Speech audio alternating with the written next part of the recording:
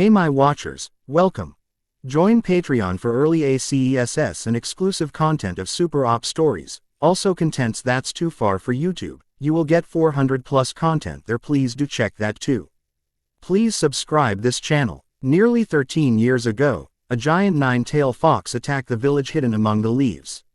Yet, this was no ordinary demon fox, but a tailed beast. One of the 9 most powerful incarnations of raw power to ever exist. Yet it begs the question, why did the beast choose to attack? And why with all its great strength were the ninja of the village hidden among the leaves able to hold for so long? These questions may never be answered, but the facts remain, and so does the village. It was stopped, held at bay and away from the village by the shinobi of the village. Surrounded by trees and giving their all, they held the beast a fair distance from the village walls. The shinobi fought and died to hold the beast, and hold they did. As they held, the greatest ninja to have ever been born, or so many say, came forth standing atop his friend and summon, Gamabunta. With a final sorrowful look towards his comrades and his home, the fourth fire shadow, Namikaze Minato, showed the mighty beast before him only determination as he set his eyes and his will upon the course he had chosen. A short, but intense clash later, and the mighty Kyuubi no Yoko was sealed within the body of a newborn baby inside a sheltered chamber back in the village, and the fox's body disintegrated into nothingness as the Yondaime Hokage passed from this world to the next. Even as his summon vanished, permanently scarred by this battle, Gamabunta would be the first to admit that he considered the blonde Hokage his greatest friend and to some degree, a surrogate brother. The ninja mourned their losses, as did the people, but when the boy that held the vile beast, that the fallen hero had wanted to be seen as hero, was demonized as the demon itself. People demanded his death, but many shinobi drew their weapons to protect the boy. He was, after all, the legacy of the Yondaime, and they wouldn't let the bastards who couldn't tell the difference anywhere near the boy. Some chose to believe in their fallen leader and others chose to be foolishly blinded. As such, the reinstated Sandaime Hokage, Sarutobi, decreed that the truth of the GHT would be forbidden to be spoken of and that the penalty would be death. The younger generation would not know, unless the Sandaime or the child, Uzumaki Naruto, decided differently. Over the years, the young boy grew up alone. Only the Sandaime and a few others ever showed him kindness. Most people, those who moved to the village well after the attack, which would come to dislike the boy, only did so because of the pranks he started to play. Though many would not fault him, as it was his way of crying out for attention, and even most of his staunchest opponents began to think twice about the boy. Naruto, like many others, attended the Ninja Academy in hopes of becoming ninja, though Naruto wanted to be Hokage. There he met Yumino Iruka, a chunin whose most distinguishable note was a straight, horizontal scar across the bridge of his nose, and that went under both eyes as well, such was its length. Iruka-sensei had become like a big brother to Naruto, though he hated the boy for the fox. It was simply not in character to continue to hate Naruto, but just the fox instead. There was a reason why some called him the kindly dolphin, while others simply called him the guardian dolphin, as he could be quite headstrong and protective of his students and charges. Most referred to him as the faithful dolphin, as his loyalty and trust was hard to earn, but when it was, you had a friend for life.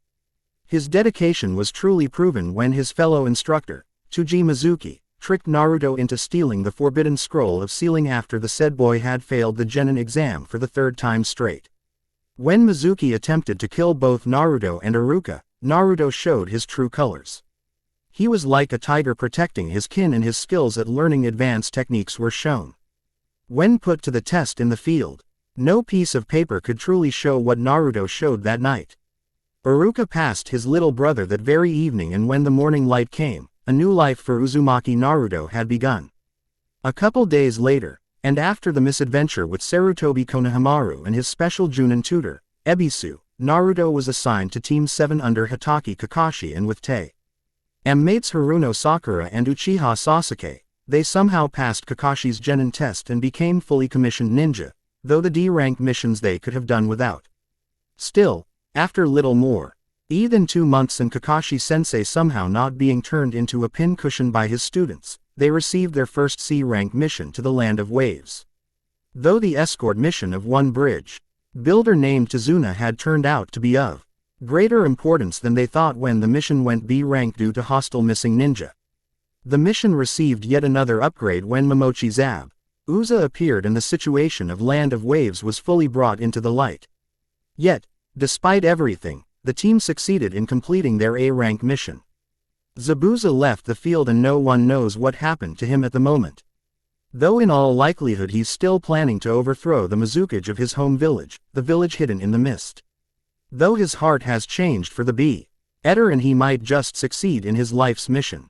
As for his two supporters, the demon brothers, they went with him, but as for his apprentice, she was currently snuggling up against her lover, and recently discovered father of the new life now growing within her, Uzumaki Naruto. The Sandame was going to be livid. He already had the riot act read to him by Kakashi. If that wasn't enough, Tsunami, Tezuna's daughter had too, as had his teammates, though Sakura more so than Sasuke. Though Sasuke did inquire on how best to cuddle a girl for when he started rebuilding his own clan much to Sakura's outrage. Yet, if one knew the whole truth surrounding the young Uchiha, one would be surprised and at the same not surprised. There was more to this young ninja than met the eye. Now with the bridge now named for the great hero. The Great Maelstrom Bridge, the intrepid band of 5 ninja and a housewife and her son sent out to the future that they now hold, little knowing just what they were about to unlock with the keys of chance. And so now that they have arrived at the Gate of Trees, one of the 4 great gates to the Leaf Village, they enter and thus begin an interesting and much told tale for generations to come. The birth of the Maelstrom Tiger Fox, the greatest champion to have been born. "Oh man, why do we have to see the old man now?" complained a boy of rather short sta. Chure for his age in a bright orange jumpsuit with blue patches, red and black national emblem on his back, twin spiral clan seals upon his shoulders, and a white collar. His most distinguishable note are his cerulean blue eyes and sunshine blonde hair. His skin is tanned and despite his height, is quite healthy looking. But it is upon the cheeks of his face that his most notable note can be found. Twin set of trio whisker birthmarks upon both of his cheeks. The boy also still wore all of his ninja gear in their various colored pouches or holsters as well as blue ninja sandals and his blue CL Oath headband with its metal plate centered, proudly showing his village mark, the leaf of Konoha. His wine though was not lost on the 6 others in his group. One was a mother who was garbed in a ple light blue kimono and with her was her son wearing a fishing hat a couple sizes too large and coveralls with a stripped shirt, but both were wearing black civilian sandals. They both were also dark-haired and eyed. But the mother was still rather attractive despite having a child of 8 or 9 years, and being a year out from turning 30. The tallest was the blonde sensei who was GSTA. NDARD issue black uniform and metal-plated fingerless gloves with a Chunin vest instead of his heavier Junin vest, though he had his headband at an angle to cover his left eye and a non-standard issue lower half-face mask, leaving only his ashen hair and bored-looking right eye exposed. Then there were his 2 teammates, both of which were several inches taller than the blonde. One was a girl with pink hair, jade-colored eyes, healthy average skin and tone, a red Eastern-style dress with white trim and circles that went to the knees and black shorts. She too carried her gear still, but her band was being used in the form of a ribbon to hold her long hair and she too wore blue ninja sandals. The other was a boy who was taller by a couple of inches to the girl. He had black, slicked back hair, black eyes, and a slightly pale, but healthy complexion. He wore a blue shirt with his clan emblem on the back, white shorts, his headband around his head like his blonde teammate, and all his gear and blue ninja sandals as well. The last was a dark-haired young girl of at least 16 years. She had a very feminine look, though for most of her young life, she had hidden all trace of her femininity behind a genjutsu so as to be a perfect tool for her former master, Momochi Zabuza. Now she wore the fact she was female with pride, especially for her younger lover, the blonde. She was very beautiful, to which the pink-haired girl was normally grumbling about. Haku, which was her name after she changed it from Mei, was much like her name in skin color, white, but it had a healthy shine to it. She was dressed in a simple pink kimono. Though she also carried shinobi gear like everyone in the group, upon her back was a brown travel pack full of all the things she had, which there were admittedly few of. She wore an unblemished kiri headband on ashen black cloth around her forehead and gray shinobi sandals. She also had a very pure heart, but was fiercely protective of allies, friends, and loved ones. The group was Squad Team 7, also known as Team Kakashi, under the copy ninja, Hitaki Kakashi, also known as Sharingan Kakashi. His students were the raven-haired Uchiha Sasuke, heir to the great Uchiha clan and sole survivor, and Haruno Sakura. With them was the blonde Uzumaki Naruto, who rounded out the team, and the mother-son pair, Tsunami and Inari. Currently the group of 7 was on their way to meet the Sandaime Hokage, and Naruto knew he was going to get another reading of the Riot Act. Honestly, how was he supposed to know that with a one-night get-together? That Haku was going to get pregnant by him? Seriously, they did skip that in the Ninja Academy. At least he thought they skipped it, or did he skip that class? Oh boy, he was in trouble now. Yet, it was something about that night that kept bothering him. During the passion the two had shared, Naruto's hands had glowed funny, and now Haku's right leg was marked with the same emblem that adorned his jacket's shoulders. He had a strange feeling that it was somehow clan-related, and he hated the feeling that he couldn't figure it out. He always hated things that were over his head, but what was worse was this might link him to his parents, to his unknown past. In truth, he was frightened. He truly honestly didn't want to know now, but he would soldier on. After, he was an adult in the eyes of the village. So it was time to man up and know that he was not only going to be a father, but that he was going to be father. Though he knew he was hopelessly prepared for it, but he reasoned, how many fathers actually were? None to maybe, just maybe a small percentage in the single digits, he would bet. They arrived at the Hokage's office and were let in once the secretary caught sight of Haku, Inari, and Tsunami. Though it was Haku's headband that truly sped things up, the secretary summoned some Anbu to help the Hokage's Chunin guards and to keep any of the pesky council members out. There was always something with them, be it good or bad. One of the counselors, a man named Danzo, was a mysterious one, and the question of whether or not the shinobi advisors were still properly advising the Hokage was always being asked. So the secretary was very glad for several rather familiar Anbu, including a white-coated Anbu Black Operations Captain and the Anbu Kuronichi, popularly known as Neko-chan. When the group had entered and the Hokage saw that this was going to be a long report, quickly covered up his office in a special technique before activating the office seals that now effectively hid the office from the outside. In other words, no one could enter, hear what was being said, or do practically anything else from the outside short of trying to break in with heavy-duty equipment and techniques. Only when all was complete did Kakashi give his report, which lasted 2.5 hours. Afterwards, he got to the trickier subject. Lord Hokage, I recommend you don't smoke or drink during this part of the report, Kakashi advised. He got a nod from the aged leader and then launched into his report. The Hokage turned to Naruto and then to Haku before turning back to Naruto. 6 hours later, the Hokage had just finished give Naruto his version of the Riot Act. The man was red-faced and looked surprisingly refreshed. He must have had a hard day, and this gets dropped into his lap.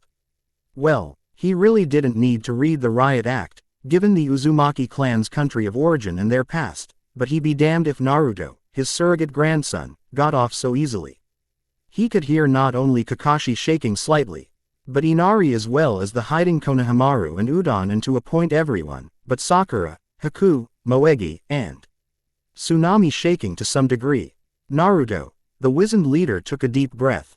You're quite fortunate that you can get away to a degree with this, being not only a ninja, but of the Uzumaki line from the land of whirlpools.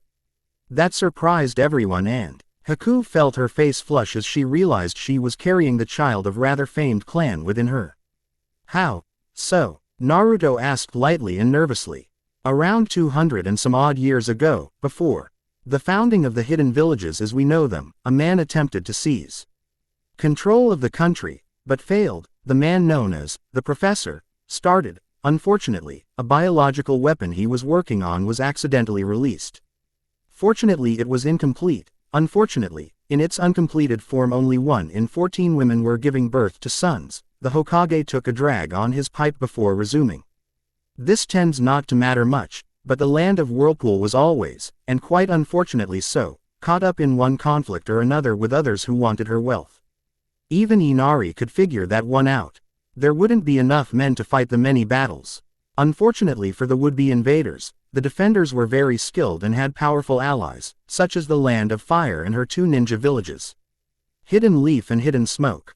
Everyone knew the villages and the country had sided with the Land of Whirlpool with several other minor, but once powerful forces, including Hanzo of the village hidden in the rain. The Land of Whirlpool was a major trade hub and had surprising ease of access to foreign weapons, such as the deadly longbow and mighty shields and steel chain mail and steel plate armor from various powers. The weapons that they imported also included the deadly musket, but those were hard to make and it had been proven that easily trained battalions of musketeers were no match for chakra wielders on their own, no matter the land. Heck, musketeers were pretty much easy targets without a lot of additional, more traditional units. Though, the musket was not in high demand and had a reliability issue and slow reload rate. Its range also was not that great and was even far more inaccurate than an academy student first trying to throw their first kunai or shuriken. But there was a more reliable range shooter out there, the rifle. Though the rifle was far better to the musket, they were exired more training in its use and care and so were generally overlooked by many lords as a waste. Yet, at the Battle of the Lion's Gate, one of the major land-based entryways into Whirlpool, the Whirlpool Samurai had gathered more than 200 riflemen and not one musketeer. They proved that the rifle had its place in their armories as the men stationed on the walls fired at flatter trajectories compared to the bow troops and helped the numbers of the largest army seen since the fall of the Elemental Empire. Over 40,000 men had gone to battle for the Land of Earth. Less than 900 left after the week-long battle. The Whirlpool defenders, without reinforcements, and without ally support, numbered only 1,300 men with not one ninja compared to the 70 rock ninja that was with the Land of Earth Grand Army. The Land of Earth was still recovering after that defeat, and with what happened to Iwa at the hands of Namikaze Minato, the nation still had strength, but they would have to wait a long time for the chance to raise such an army, again. The Whirlpool Defense Force had also created the first ranger detachments ever in the lands of the elemental countries. These bow and sword wielding warriors are a cross between ninja and samurai and helped to defend the country as a multifunctional force. The concept had been only found in the Land of Whirlpool as they were the only ones to see consider it vital to have such a multitask teams, and when it came to defense, the saying was always, hang the cost. Freedom is more important. This approach saw the nation for many generations and after the country was no longer as great or grand, the nation was still free and its military might still impressive. Even in territory that had been lost, the people still held hope that they were be free and reunited with their countrymen. The only reason the nation lost so much land was because of the Kyuubi and the natural disasters the oversized fluff ball created that left them and us weakened. The Hokage was seeing an idea form in his head concerning the Anbu route. That particular division was always giving him headaches, despite the fact it was supposed to be disbanded. With this new idea, route would be of actual use to the village instead of a waste. He could also wrestle control of it from Danzo and reorganize the unit into a more proper military training detachment, as was its original function and duties. Of the Land of Fire military. Plus I can one-up those old crones and fat pigs who still don't see how damn expensive in lives and material a war is, especially in the aforementioned. The aged Hokage now might be able to get some damn breathing space. Though, now with this recent little escapade, the Hokage couldn't say anything else, and Naruto's picture was used to help children learn quite a few words in a dictionary, like his mother before him. The Sandaime thought with a mental smile, but he was suddenly business. We may be looking at a war in the near future, as the mark of the Uzumaki will not be ignored by the fools who think they control the Land of Whirlpool. The way that last sentence sounded was like the Sandaime thought that war was about to begin anew. It was the twin powers of water and lightning that held the most of the territory still. The others, having not gained what they wanted, allowed the lands to fall into anarchy before. The Whirlpool Rangers raided and occupied the taken territories, and the Whirlpool Governing Council annexed the territory backed. It was actually a wonder to the Sandaime Hokage that the cowardly leaders of water and lightning, though a reform movement had gained control in recent years, had yet to attack either the Land of Fire or the Land of Whirlpool, aside from the Hyuga Cloud incident Severa. Years ago and the preceding border skirmishes between Cloud and Leaf which lead to said Reformation movement. Those thoughts made him stop and think. Very well then, Hazashi, the time has come and your death would be honored. The old man thought bitterly at what was to come. As it stands, we have the information they will eventually get, so we're going to strike while the iron is intense.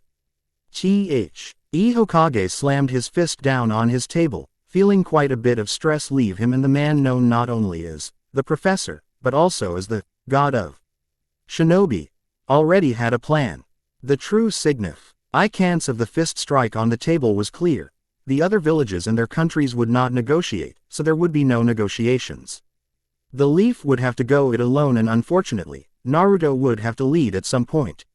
But he wasn't the only one. The Hokage turned to face Sakura, who suddenly got a sinking feeling. Sakura. The Hokage did not know how to phrase it, so he took a note from Naruto's book and was blunt. You and Naruto will need to be in the vanguard as you're of the Uzumaki sub-clan, Clan Haruno. Sakura felt her eyes widened and heard Naruto's jaw drop. Before there are problems, you two are not related by blood to be defined as relatives, the Hokage spoke. In fact, both of you are related to certain people who had a hand in the founding of our village, the Hokage continued. The people in the room were surprised.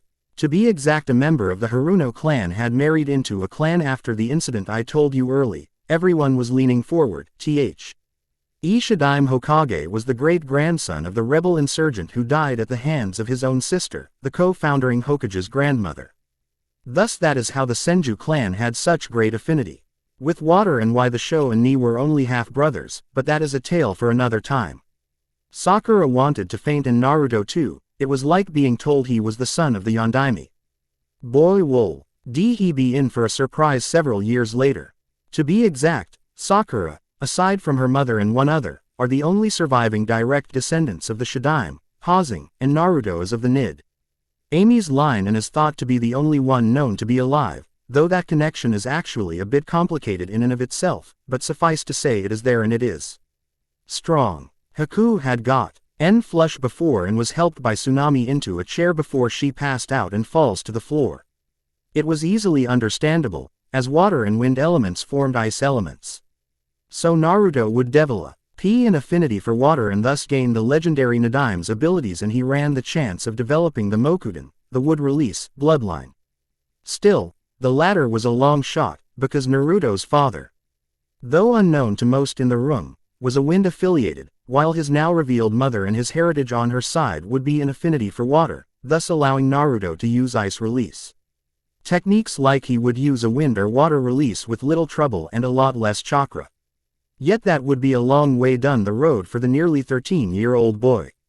But now I believe it is time for the two of you to learn your respective clans, fighting styles. Sarutobi looked like he knew he was going to get it later as he withdrew 3 scrolls from a hidden compartment in his office. This storage scroll holds all there is to know of the Senju clan. He took a drag on his pipe after showing a brown and green scroll. The blue and red one is of the Uzumaki. He showed it and then holding up a pink and white scroll. And this one is the Haruno. Study these together and Naruto and Sasuke shall assist you Sakura in studying the Haruno, unless they want me to continue to hold the scroll of the Uchiha and Naruto's own father's family scroll. The god of shinobi sure knew how to get people to work together. The two boys would want their withheld scrolls, and Sakura was one to deny her teammates something so important. I will also release to you two the weapons of your clans, specially made double-edged swords specialized into a style where the wielder wields 2 of these weapons, not 1. The Hokage took a breath at the baffled looks. The twin double sword styles, the World style and the scattering cherry blossom twin strike blizzard style. The group before the Hokage was stunned. Haku practically fainted, and the follow-up thuds were the Anbu that were in the room and Kakashi hitting the floor. Glad they choose that moment and not this one, as there are taijutsu styles that go along too. Seeing those who remained in the land of the living were as prepared as they'd ever be, the whirling elemental tiger's claw, much like the Hyuga gentle fist. But completely different. Actually the gentle fist is based off the tiger's claw. The Hokage had a foxy smirk that he had picked up from Naruto when Naruto was especially mischievous, much to the amusement of the others, before continuing. And for Sakura, the Haruno clan was mostly made up of women to begin with, and so they played to their strengths, namely their legs. An all-leg style, Sasuke spoke, trying to remember something of a lost art his brother had mentioned about that. Then it hit him like an Akamichi performing a meat tank attack or Naruto attacking defenseless ramen at a ramen shop. The latter being more likely. The swaying roots of the elements. Sasuke nearly shouted as his jaw hung. Indeed, the one and the same, the Hokage responded. Sasuke just whistled. That could put him on a path to legendary status that would completely one-up his older brother. The legend of Uchiha Sasuke. Hold on, where did that come from? Sasuke thought as he moved slightly, and a little orange book fell out of his weapons pouch attached to his waist, and unfortunately, someone saw it. Sasuke, Sakura roared, crush or not, she always pounded perverts into the ground. Also, the name for this chapter has been changed. The 10th of December 08. The journey begins. A young boy was training like there was no tomorrow to get ready for the inevitable battle that was yet to come. He wore an orange and black tank top shirt and shorts with blue sandals. His neon blonde hair was messy and unkempt. His cerulean blue eyes full of determination, and with them, burned like the greatest of flames, but as with the color of his eyes. Soft and light blue, as there was no battle, yet. His tanned skin was coated in sweat to the point he might as well been wearing polished steel plate armor as the late morning sun's rays were refracted by the thin layer of moisture. Not far away, his new wife and soon-to-be mother of his firstborn, in about 7 more months that is, was watching him going through his katazen drills. He was shaping up nicely. As far as she was concerned, into a mighty warrior. Others would share the young girl's opinion. Others still doubted, but what did a few who never even went to see if what was said was true or not? She would often also be spoken ill of by those same people. Still, Mayor Haku, whichever she allowed, would just ignore them and speak more closely to others, or simply stay by her husband's side. Naruto is shaping up to be a fine young man, is he not? A woman named Tsunami, who sat across from Haku, remarked. Haku nodded her head as she absent-mindedly rubbed her stomach area and felt the slight bulge that would only get bigger. The bulge itself was new. She was only a little over 3/4 of the way through her 2nd month. It was small and unnoticeable, unless you the treating doctor. Haku herself, Tsunami, and Naruto, the father of the child, as well as his teammates, the raven-haired and dark-eyed Uchiha Sasuke and Haruno Sakura the emerald-eyed pinknet. Haku herself was dark-haired like Tsunami. Both were attractive, despite nearly 13 years of difference. They had dark-colored eyes, and had pale, but healthy skin color. Haku's was more white and matching to her name, while Tsunami's skin color was tanned from her life in the land of waves, her home country, while Haku hailed from the land of water and they were in Naruto's homeland of the land of fire. In his hometown, the village hidden among the leaves, the most powerful ninja village in all the elemental lands of the shinobi continent. The two watched as Uzumaki Naruto, descendant of the 2nd Hokage, Senju Ryusuke, and last known survivor of the famed twin double-blade swords-wielding Uzumaki clan of the land of Whirlpool, continued his training. His moves were both fluid and strong. He was practicing hard and long hours to learn his revealed clan taijutsu style. They watched as he shifted into a stance known as the Southpaw style. Originally, this particular stance of Southpaw belonged to the sport of boxing from the faraway western lands. It was hardly suited to battle as it was based more around two fighters dueling for sport. Or so the scroll had read. But whether or not it was accurate was not the point. The Southpaw provided a level of protection in reaction to action and movement, utilizing the left hand as the primary offensive limb, but then again, it was created for left-handed users to use. Though with slight modification, right-handed fighters found it surprisingly effective and allowed for devastating right-handed attacks. Though, the reality was it was a pretty basic and standard fighting stance.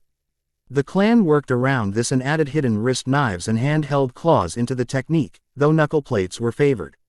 Add a quick shift here and there and the style becomes like that of a tiger, or even, as some used to say, a dragon.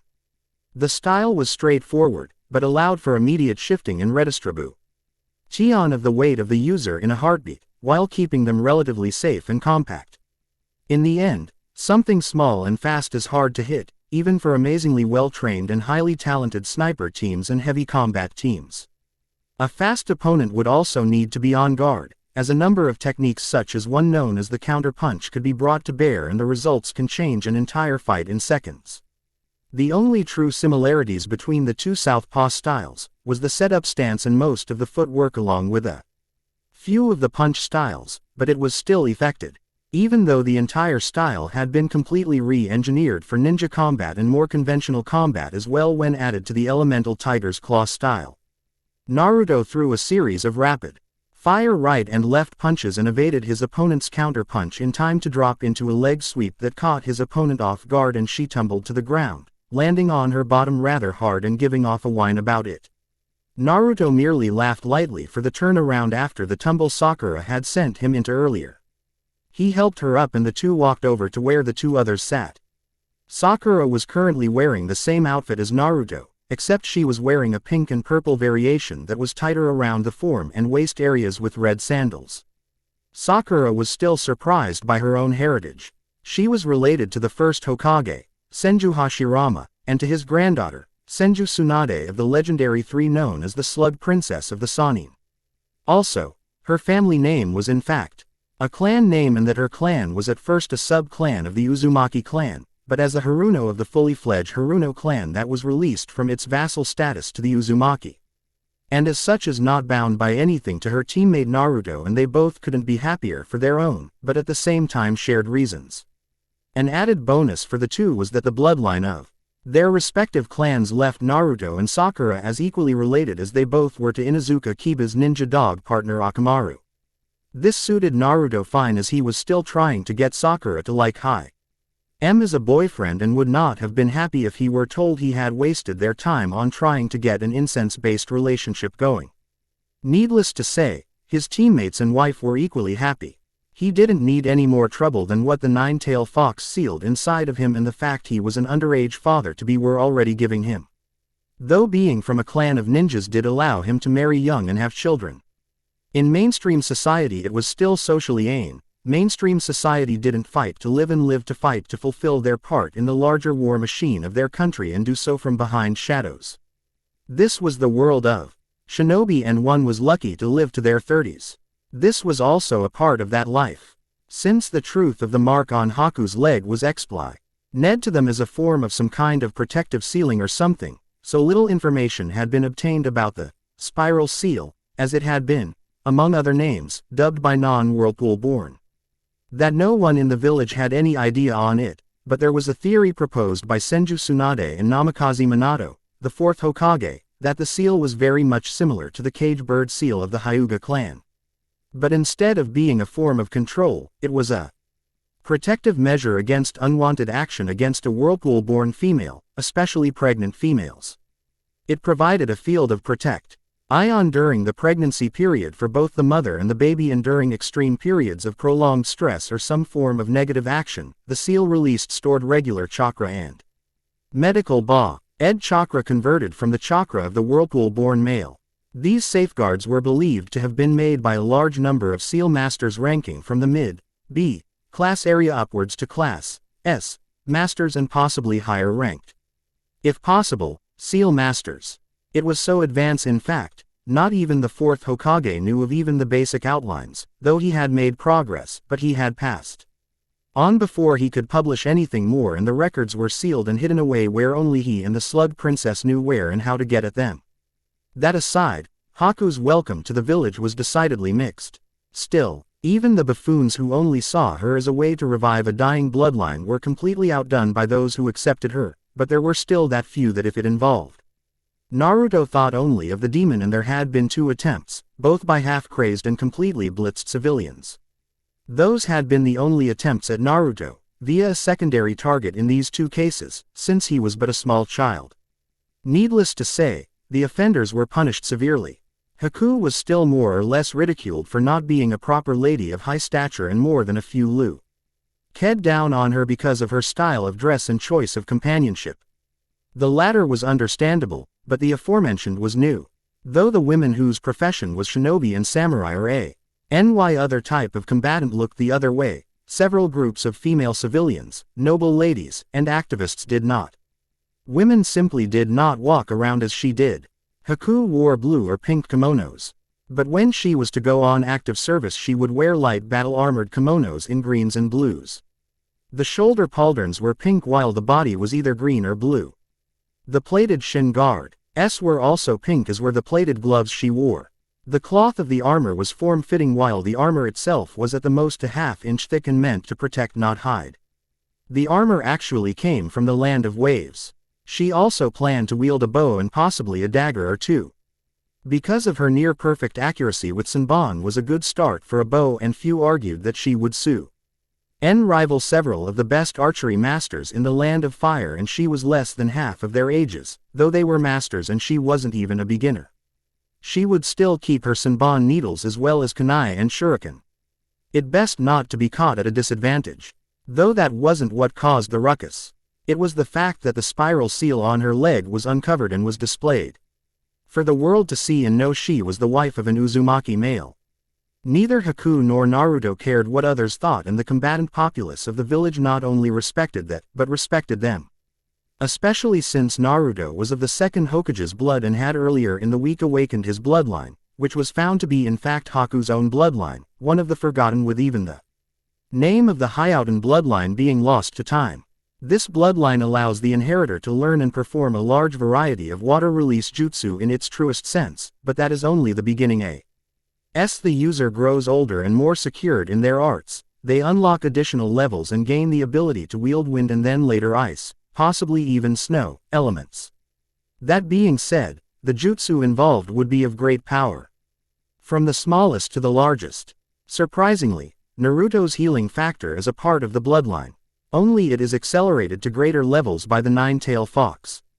Naruto couldn't hide his smile as that information was released, to a degree, and he could rub it in the face of his most vocal opponents. Naruto was now on his way to being accepted in the village.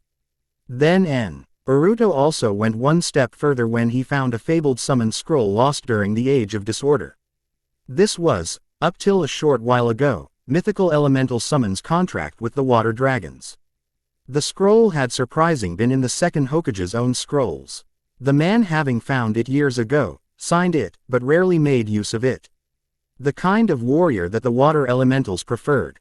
Unlike the run-of-the-mill summons, such as the widely used bears, toads, slugs, and so on and so forth. The elemental summons were just that, elementally based summons that could be summoned and use their elemental background to fight.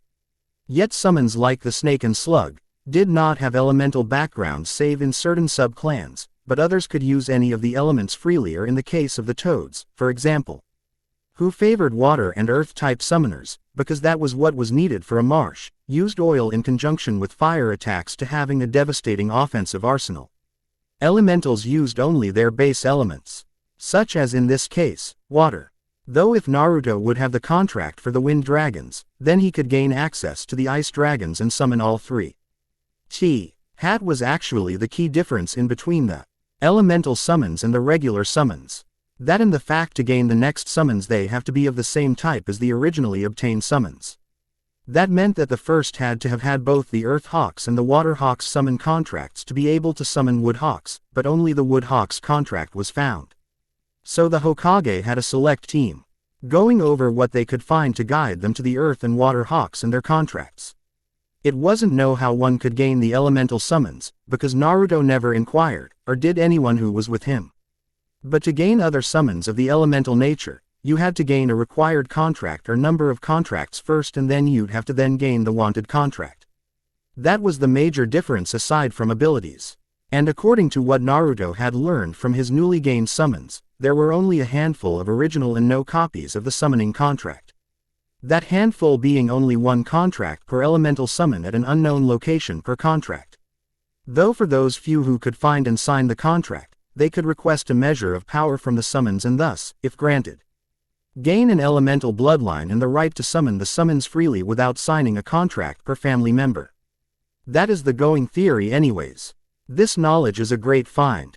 Because Sakura accidentally summoned a Wood Hawk, which is how everyone knew the first had signed at least 3 elemental summon contracts the previous day, and thus linked the fact that she could potentially use the wood release techniques of the Mokuden, but only if she could unlock it, if it was possible to begin with, and the theory held water. This also eliminated the belief that only those males of Senju blood or descendants of the Senju could only wield Mokuden. It also benefits the fledgling field of research on the subject of elemental summons and opens up new theoretical possibilities when it comes to how the blues first came about, now comes about, and how new ones can be brought about. Yet, the newly gained knowledge and research are not without their cons, and as the Naras say, too troublesome. A powder keg inside a munitions dump awaiting a lit match. That aside, Naruto had changed, not just in the knowledge of him soon to be a father, but in just about every category aside from the gaining a bloodline limit inheritance. When on duty and or in a mission or something requiring it, Naruto still wore an orange outfit, but also blue and teal battle armor similar to the Senju Tobirama, but with a fully fledged ranger helm that provided not only excellent vision and hearing with moderate to above average protection, but also a neck guard so a swords fighter would find Naruto a pain to simply take Naruto's head off. His armor's appearance was also only similar to the second's own, because it was the second Hokage's armor from when he was Naruto's age. But Naruto had brought it up to speed by applying Whirlpool Ranger armor additions, especially to increase the protection of the arms, legs, and finally the feet. Too many good warriors have died because they had their feet incapacitated, mainly by archers or by some unforeseen event or an opponent jabbing their knife into the exposed foot of the opponent, effectively rendering them a proverbial sitting duck. Off duty, he wears Far East short-sleeved shirt similar to an older genin Kuronichi named Tenten's shirt, but for males, though he still wasn't sure if there was really a difference. With Far East shorts in either orange and black or orange and blue with corresponding colored slip-on Far East shoes. He was also more slightly muscular and a few inches taller.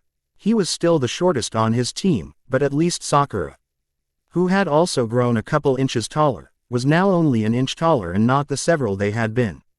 Naruto's bulk had filled out, mainly around the shoulders to help with punching. Most would think that the power of the punch was in the arms, which was true, but the true power came from the shoulders receiving the recoil of the blow and adding addition power to the punch. As such, Naruto was able to throw a punch that would drop most bandits and thieves in a single blow.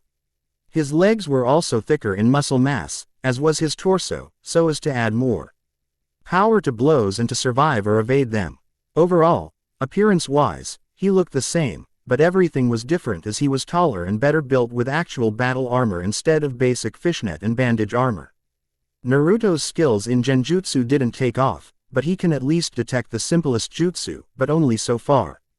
While on the other hand, he had so much chakra, once a genjutsu is detected, he can get rid of it with a powerful chakra pulse, which he found could overload some electronic devices in the affected field. He was quite pleased, but new genjutsu was beyond him. His abilities with ninjutsu and taijutsu, though, made up for his lack of genjutsu, and he proved to have a knack for the kenjutsu art of swordsmanship wielding double-bladed weapons.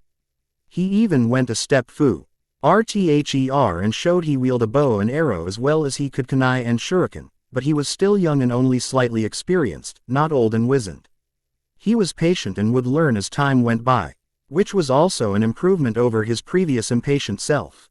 That and he was still too short to even begin learning his clan kenjutsu. So he made do with a pair of daggers that could be combined to form a short double-blade sword. He was particularly skilled in their quick combination, though before he started practicing his clan taijutsu, he was used to chaining techniques together to form new moves. He still continued, but now as an attempt to create a new taijutsu style rather than something he may need in the end. Plus it didn't hurt to have a backup. Sakura on the other hand, had started to fill out from her increase in training. The chakra she was generating and the conditioning her body was going through allowed her to finally be more noticeable in the form. Her body was becoming shapelier and she and Naruto were having frequent eating competitions that failed to put a hit of added weight on her, if any weight at all. Her dress had also changed and so had her abilities. The Haruno was a clan that specialized in several forms of jutsu, namely kenjutsu, taijutsu, and genjutsu. Sakura was able to wield All three of these and was well-rounded as far as a traditional Haruno ninja would be. In fact, the Haruno used to act as a shield for the Uzumaki as they, despite their powerful skills in the Kenjutsu and Taijutsu, were far more powerful in ninjutsu and fuinjutsu. In fact, the Uzumaki only became feared with their blades after they learned them from the Haruno, and since both clans had the same original starting point, it was only natural for the Uzumaki clan to become great. But even they acknowledged the skill of the Haruno as even greater than their own and subsequently released them from servitude within several months of the clan's rise to fame. Sakura T. Hen learned of the happenings of her clan, but even the Hokage were unsure of where her own family comes from. Only that she and her mother are both of the first Hokage's line and that they both are Haruno. The man was confused as there was no report of the first ever being near Whirlpool, let alone a Haruno female.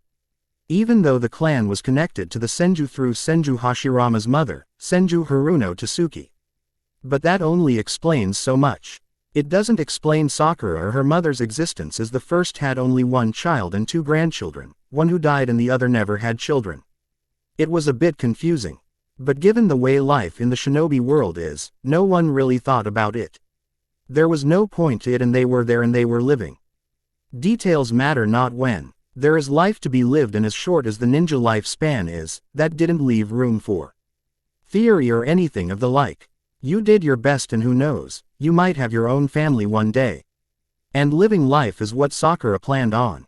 Sakura was still starting out with genjutsu and only knew the common basic genjutsu techniques, but they were not ready for use as she was still learning them, and getting her chakra up to par. Still, she soaked up taijutsu, and once her reserves were larger, no doubt that genjutsu would be a snap. As it stood, she would be quite skilled and had found that. She soaked up medical techniques faster, and though few knew her now, some said that if she was that good, she was the second coming of Tsunade. Well, at least she was dressed for the most part. Her outfit was an exact copy of Tsunade's own normal outfit, though she didn't know it, except that she wear a split skirt down to her knees with thigh-length shorts. Only instead of low visibility colors for getting out of paying debts. Hers were red, black, and pink, but arranged so she didn't stick out like a certain orange giant nine-tails fox in a green forest, for now anyways. Also, she didn't wear the kanji for gamble, but her clan emblem and the kanji for strength, while Naruto wore the kanji for determination, while Sasuke had taken to wearing the kanji for phoenix. Still, that wasn't the only change to her wardrobe. Sakura wore classical Kuronichi battle armor, but like Haku and Naruto, she had upgraded the armor to light recon skirmish armor while maintaining its classical appearance. She wore a black and dark red ranger's cloak and chainmail to further protect herself from harm. The armor was only worn on duty like Naruto, Sasuke, Haku, and as of the previous day Kakashi. The discovery of her past was pretty much the best thing that could have happened to her. Now she was starting to be a ninja, albeit a genin, but a ninja nonetheless. Uchiha Sasuke was a different story though. He continued to wear his traditional outfit, but now, after finding them, had a set of ninja armor of his own. This armor was traditional shinobi all-purpose battle armor, but what set Itel and leather chain-plated mail was the fact that it was a Uchiha clan battle armor. Worn by one of the clan founders on his mother's side, Sasuke couldn't be any more giddy with himself. In fact, the armor had been originally earmarked to be used by his sadly deceased uncle, Uchiha Obito, who died in the Third Great Ninja War. The armor almost appeared to be samurai in design, but was ninja through and through. It was blue and black with the Uchiha crest upon the shoulders, chest, and helm. The armor was steel plates pinned together to make it flexible and protective. A sword sheath with a SW Ord would be strapped to the back of the armor with armored kunai and shuriken holsters on the legs and hips. The overall design was made to mimic a dog and also bore pointedly two additional crests the military police, along with punches and additional points to carry equipment for law enforcement among the ranks in the field. It was quite impressive set of armor. Sasuke would do it proud, as old other Uchiha in the future of the clan, once it was reborn, that is. Though now, with help, Sasuke was learning the ins and outs of being a bit more sociable, whether or not he actually wanted to be sociable. That, and he was still recovering from the pounding that Sakura gave him the previous week when she caught him peeping at the bathhouses. I caught one, he thought annoyingly. I wasn't being one. Sasuke mumbled about white-haired old perverts who look like they escaped from a kabuki play and some very sharp and pointy objects. That, and he made mention of simply leaving him tied up so that Sakura had a new punching bag.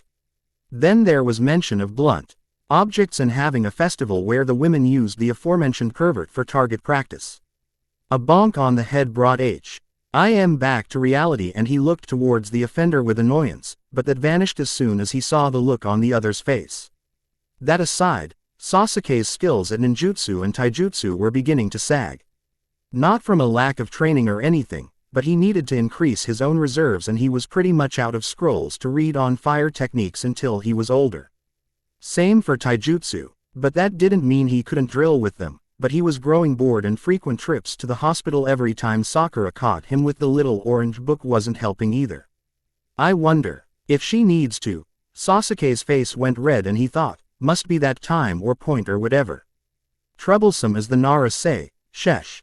Still, he was improving in the basics, and as he was quickly finding out, the basics are what you needed to survive combat. The more refined and practiced the basics are, the more devastating the damage, to the point the more advanced techniques are damn near fatal in one move. He would surpass Itachi sooner than he thought now.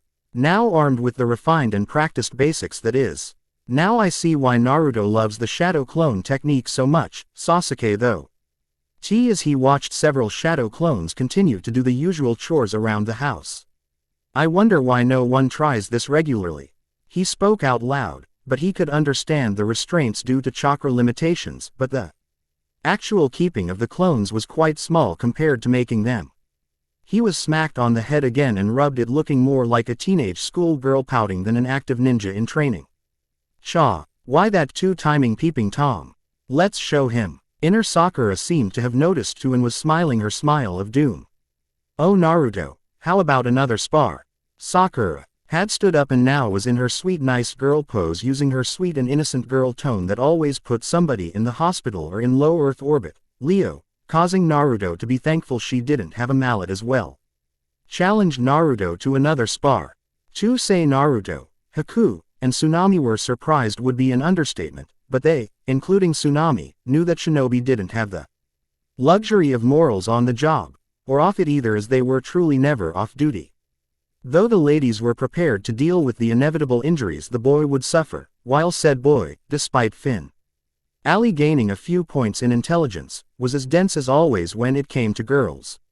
Naruto was up in his training shirt, joined Sakura's top and sports bra made, resulting in a tick mark on the girl's forehead to develop. Before she smiled sweetly. The spar began as soon as the two were across from one another. Neither were going to hold back, and Sakura saw this as a way to also punish Naruto for looking elsewhere. Same time, a red-headed woman screamed as she clutched her shoulder. She writhed in pain and agony. Her screams intensified as her master poured more of his malice-filled chakra into the seal he was using. The pain continued until someone finally spoke up. My lord, she will not survive and will not be of use at this rate. The masculine voice was that of a male with tightly controlled emotions. Stopping the torture of the redhead, who whimpered and curled into the fetal position, the silky masculine voice that was a blend of male and female pitch spoke. Very well, though, I believe a more fitting punishment is somewhere in the near future. His voice trailed off into cruel laughter as the woman was picked up and carried away by one of the genin unlucky enough to have been there. The raven-haired girl hurried to a certain room and kicked it a couple of times every few seconds. The door finally opened to reveal a woman in only a pair of panties and clearly having just gotten out of bed. Her red head was a mess known as bed hair, but when her blurry red eyes fell upon the struggling pale-skinned dark-eyed raven-haired girl with a familiar dark-eyed redhead, W.H.O. was more or less semi-comatose at this point. With deathly pale, already pale skin, she was wide awake and extremely concerned. Hurry, was all she said as she stepped aside and threw two kunai that killed two guards who were leering. Once the door was closed, she grunted and asked what had happened this time. She just made a remark and she was punished for nearly 3 hours through the seal. The genin was frantic. The older woman made a noise that sounded almost like figures. Not that I care, but what was it this time? The older woman was already treating her fellow redhead. The younger girl had a blush. What caused it? The redhead was angry now. She blew up when he spoke of unleashing some of his pets into one of the areas of the base. The response came meekly. The older woman felt her anger at her fellow redhead die out and be replaced by revulsion. How could he even think of that? Those things can get anywhere and are already a pain in half to contain. Letting them loose in the base was paramount to losing it, only worse if those things got out, and she shuddered. The pets were something she worked on and really didn't care about, but when he got mad at her once, he tried to use her to test the ability for the damn things to reproduce. Luckily, something went wrong and most of the damn things had to be killed. It was later found that a couple of them had gotten out and had already fulfilled the test. The 2 women barely survived and the 2 offspring were successfully born and were prepared for further study and research, that is until Jiraiya had found the facility by chance and rescued the 4. She would eternally be grateful and furious with the Toad Sage for that.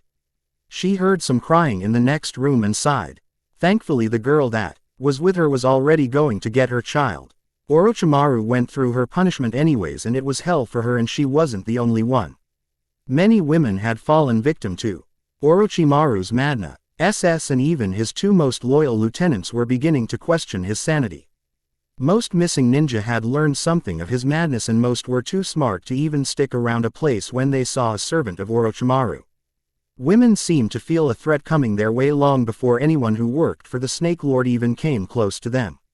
Reciar result and those in service wanted out. That Avenue. The red-headed woman paused as she sat down to nurse her child. The desertion rate was only kept down, because no one escaped from Orochimaru, the Snake Lord. Yet, what if someone did escape from him, but not only one, but many, and not just cannon fodder, but one of his top scientists and one of his personal guards? That would just be as devastating to him, and his feared name would lose some merit, and the result would be, "She's awake," the girl told the nursing mother. The younger redhead looked around and noted the 2 as the past came back to her. She promptly curled up into the fetal position as she began to cry and wish for a better life, and not for the first time either. She really wanted to be free of the Snake Lord. "Thank you, Kin, and how do you feel, Tayuya?" A pause, then, aside from the obvious, the woman was generally concerned. I can't take it anymore, Karen."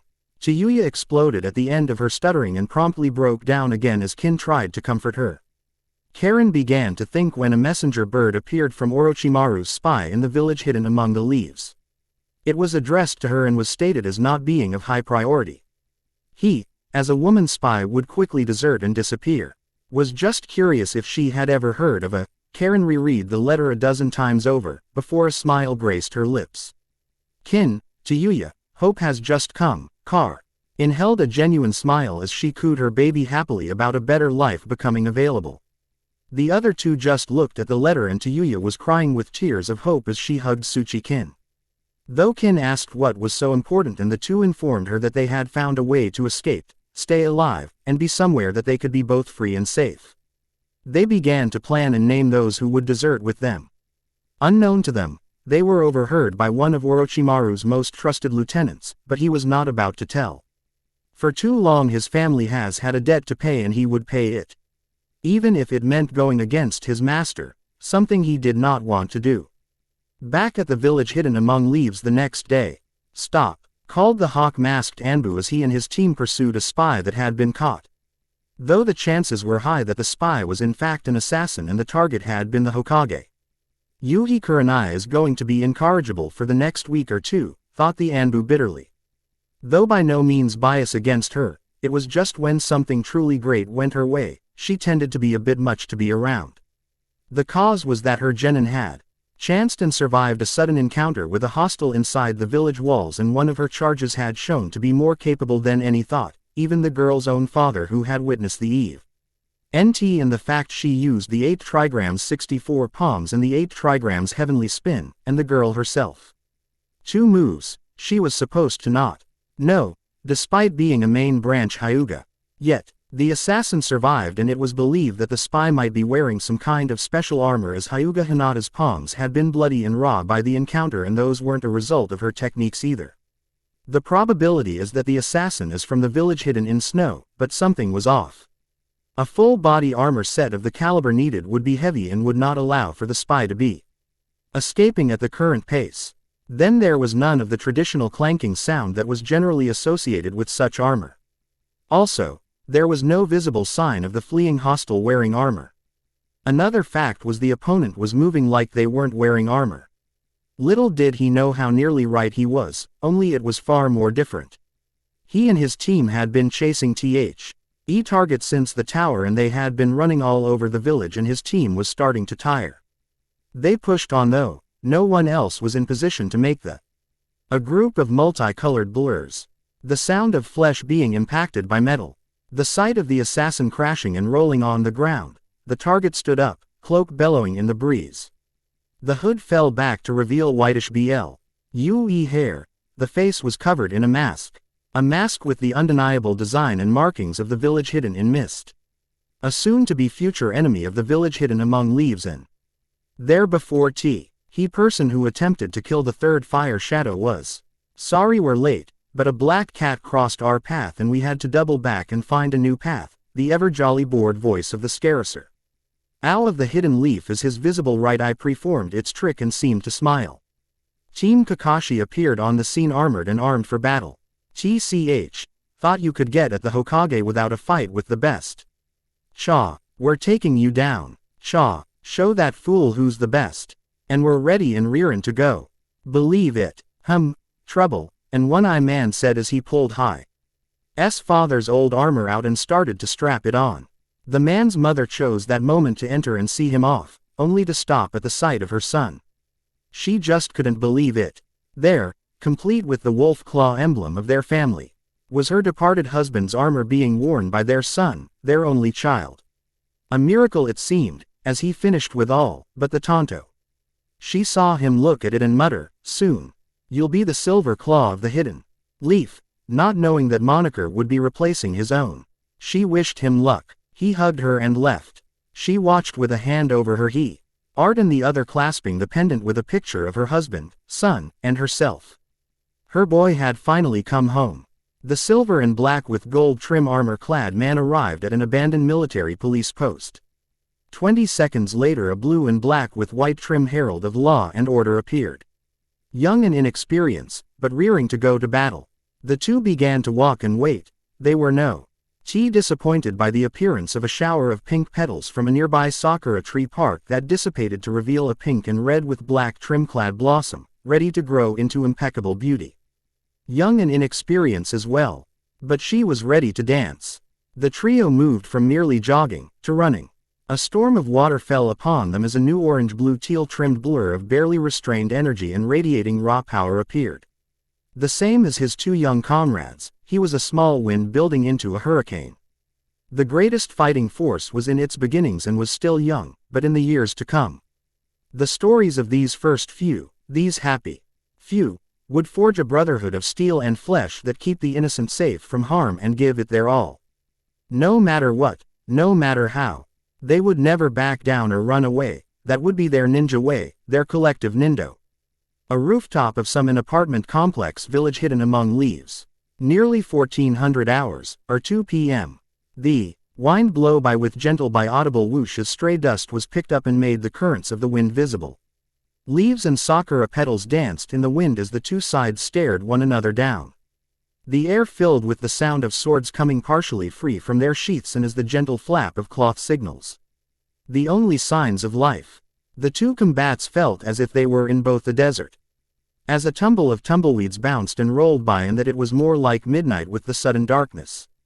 The two sides were tense, and then an explosion happened on the roof across from them.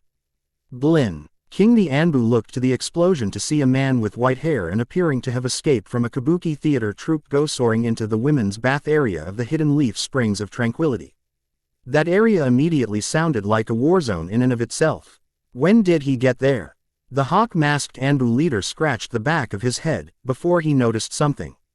Kakashi's team is fast. An explosion occurring with a building that was supposed to be demolished next self and destructive.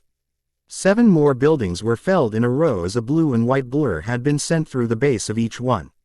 Another 2 fell to the sound of cha. Another building was destroyed to the sounds of I'm not paying for that from the scarecrow of the hidden leaf as he continued to read his perverted book.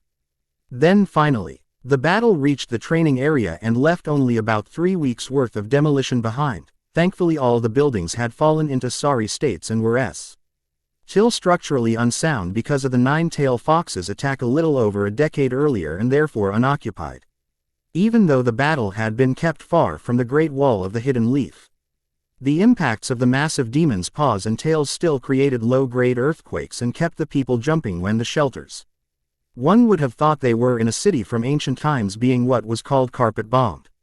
The ground was jumping so much and the people with it, that just trying to walk straight was a chore for even the fittest of person. Maida Guy had even tried to run a ND woke up 8 months later in the hospital and a chewing out from his sensei. Back to the present, Uchiha Sasuke had finally gotten back into the battle, 2 hours later, and he was royally pissed. He had crashed into the changing section for women at a clothing store, but not just any clothing store, one that catered only to female ninja. He had gotten slapped upside his head a dozen times over, and to make it worse, and he didn't know it, his orange book had fallen out of his pouch again and was bookmarked at some of the most. Let's just say he would be lying low for the next 6 months in Hitaki Kakashi. His team sensei would be waking up a week after his report in the hospital. It would have been longer, but he was needed.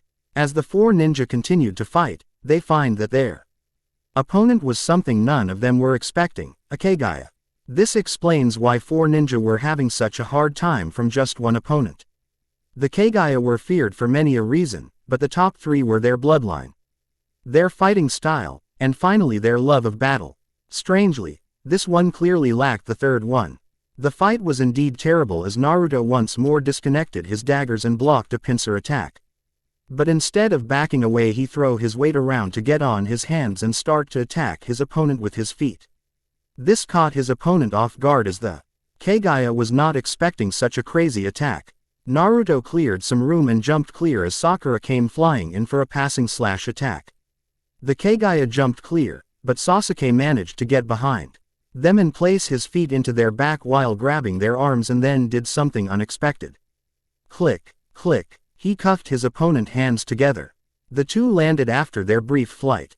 Sasuke landed slightly winded, but still managing a graceful landing. His opponent landed like a lead weight, drawing the tonfas he had grabbed as he still had not learned swordsmanship, and the Acess of the tonfas could be quite effective and were a clan requirement. He had grabbed what he was familiar with. The requirement stemmed from the fact he was a member of a family of military police. In other words, when kunai weren't enough and swords were too much, the middle ground was in the field. Sasuke had a knack for using the tonfa, as did all Uchiha, as it was incorporated into their deadly interceptor fist. Only one never learned it, and that was Uchiha Itachi, much to Sasuke's surprise and to his brothers when they finally would meet again. The 4 ninjas stood around making sure not to make an easy target out of themselves. They kept a safe, random to each individual, distance just in case a few more surprises came from the Kagaya opponent. They had good reason to keep a safe distance. After all, why would a bloodline from the Hidden Mist Village, or rather the Land of Water, be used for such a one-way mission? The whole thing had trap and expendable written all over it. Naruto during the standby phase they were going through took the time to finally wrench a bone kunai out of shoulder. By sheer chance, the skeletal created weapon had found an open spot in Naruto's shoulder guards. Far more luckily for Naruto, it was only buried in flesh and muscle and had actually missed anything of vital importance.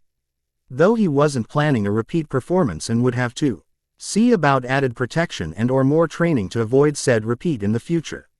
Though nothing was hurt, it was still extremely painful, and he was very thankful for having a rather selfish fox in his navel. Otherwise, he was quite certain he would be having his name added to the memorial stone, something he wasn't planning on allowing to happen. He wanted to die of old age after choosing the next Hokage to succeed him. The Kagaya just laid there, staring at Sasuke and Sakura and to a degree Kakashi.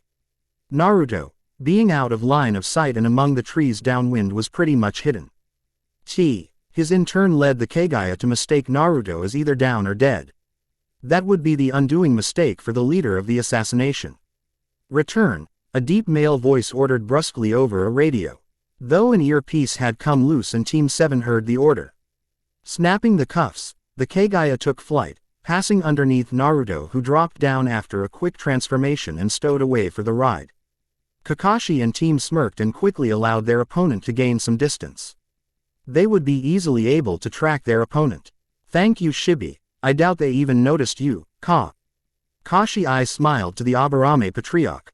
The man merely nodded, before he backed by Inuzuka Sume, Sarutobi Asuma, Gekko Hayate, and the 2 generations of the Inoshika Cho trios gave pursuit. The IR enemy would expect something like this, which was why Inuzuka Hana backed by Team Guy and full platoon of 30 Anbu Black operations were also following, from a different angle. After all, the ATA CK was a textbook assassination run gone bad, but it had all the marks of operations planned and conducted by Hidden Mist Ninja going by the book. This meant that the Hidden Leaf was on the same page. After all, they had the same copy. Thanks to Haku. Several days later, port city of View of the Sea, Land of Fire. Late at night, near early morning. Deep underground, in some sort of subterranean facility. In a room fit for nobility or royalty, the assassin bowed before their master and was promptly kicked in the face. The force of the blow sent the Kagaya crashing and rolling several meters. The Kagaya only got up and went back to the same spot, only to be kicked again, and again, and again each and every time, until someone spoke. I believe that is quite enough, Toba, the voice said. The voice was cultured, almost too cultured. It was the sound of a man with money and power. The voice held none of the typically associated villain or bad guy tones that accompanied a rich cultured background. It was as normal as it could be, save for that culture-like upbringing that gave it all away. This was a voice of a man with cash to burn and the power to easily be a greater tyrant than Goto of Goto, shipping, had been. Probably was a business partner to or even the master. Goto just didn't start out with having that kind of power or money or influence. Even so late into the man's life, Air was something always nagging a certain pink-haired ninja and her scarecrow of a teacher. Just where was Goto originally from and how did he manage to slip by so many people? How did you fail? The culture voice asked, with a curious note. This tool ran into tracking tools. Aburame, Inuzuka, and Hyuga tools lead by Genjutsu Mistress. The monotone reply was to the point and the reason behind it. Careless, Toba yelled, but awaited the command to strike. What else, and did you learn anything? It did not come. This tool saw tool of Zabuza with leaf band, but there was difference, the Kagaya spoke. What difference? NWHTHE cultured voice, intrigued and, though hidden, rightly nervous. No sign of bad tool Zabuza, not in village or not in sight. There was some relief, but not much until. Strange spiral seal brand upon tool of Zabuza's right leg. The 2 men felt their faces drain of blood. They would have to confirm, but if true, they needed this tool to prove they had no reason to fear such impossibility. A surviving whirlpool male and of the one clan that could destroy their very fragile hold on their conquered territories. Draw, Toba ordered tersely. With ink, bush, and paper. Their fears were indeed founded. An Uzumaki was alive and was already getting offspring. This was a complete fiasco. If that one Uzumaki or his children made it back to the land of Whirlpool, they would be crushed. The land of water was too weak to fight a war and its ninjas were also depleted in strength and quality. At this point, the land of wave would steamroll over them with How'd a problem and they wouldn't be able to fight them. Then there was the other matter. That meant, if the hidden leaf finds out we have her, Toba never finished as his head and body were separated. By a single sign from the cultured one to another bloodline servant, also a female Kagaya. Allowing himself to think of the efficiency of bloodlines as only tools and not people and the pleasures one could derive from them, he steered himself back to the topic at hand. Were you followed very far?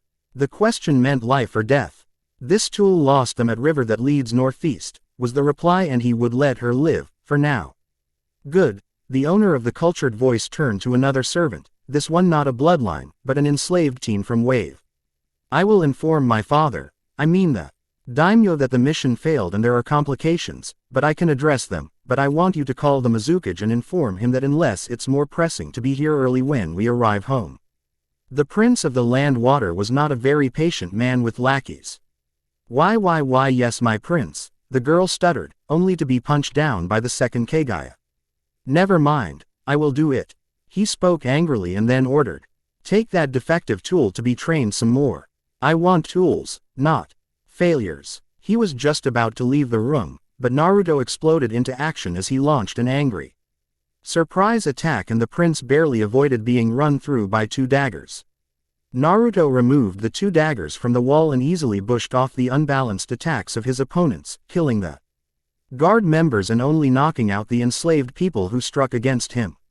Naruto was not into killing if he could avoid it, but this meant war. Something he knew he was the tip of the spear for at this time. I hate it when monsters like you abuse people, Naruto spoke coldly into the prince's ear. The prince looked on, horror-stricken that he was going to die. He looked even more horrified by the armor and weapons. The crest of the Uzumaki was plain to see, but when he beheld the face of the person who would kill him. Why you? It was the boy who killed Gato and defeated Water's Chance to annex Wave after years of careful planning. You killed Gato. You're the hero of Wave, Uzumaki Naruto. The man screamed in realization. First it was the prince's uncle, now it was going to be him, and next would be his father. The current daimyo. Why were ninja like this? Why weren't they just tools? They should be tools, not royal families or people with ambitions. I curse you, boy. The prince spat. Too late. Naruto was face to face, eye to eye, piercing blue to stark black, with the man. I've already been sacrificed. The prince's eyes widened. He was a sacrificed one. How was he missed? Why had they not known that the most powerful village would have such a powerful weapon? How could?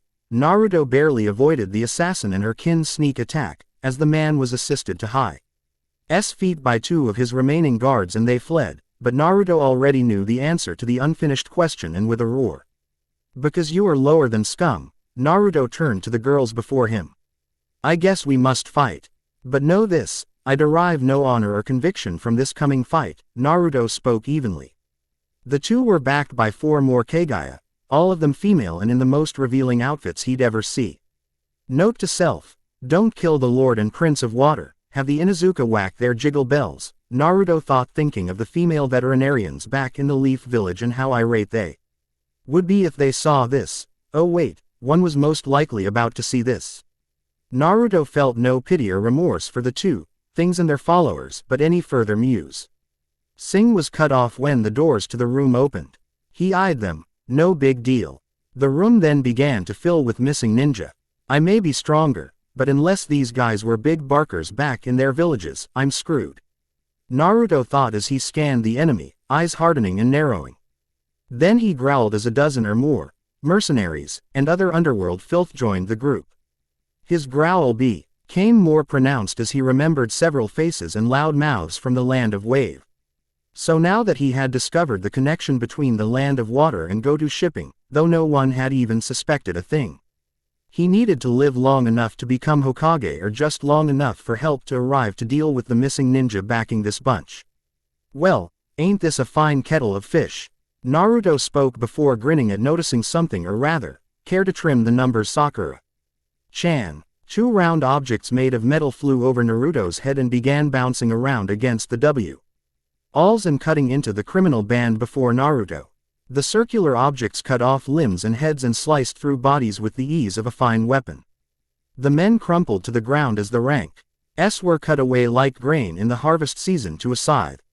Those that were still alive were the ones smart enough to duck, jump, or simply break ranks as the deadly weapons came their way before turning to a young girl with pink hair and red and pink ninja armor. Sakura just grinned, to cover up the fact she wanted to do nothing more than vomit. Her weapons were a bit more deadly than she thought. Then the Anbu appeared with weapons drawn as they clashed with the missing ninja, as Naruto and Sasuke had cleared the distance and of the 6 Kagaya, 3 were knocked out before they even knew what hit them. The remaining 3 paired off to fight the genin of Team 7.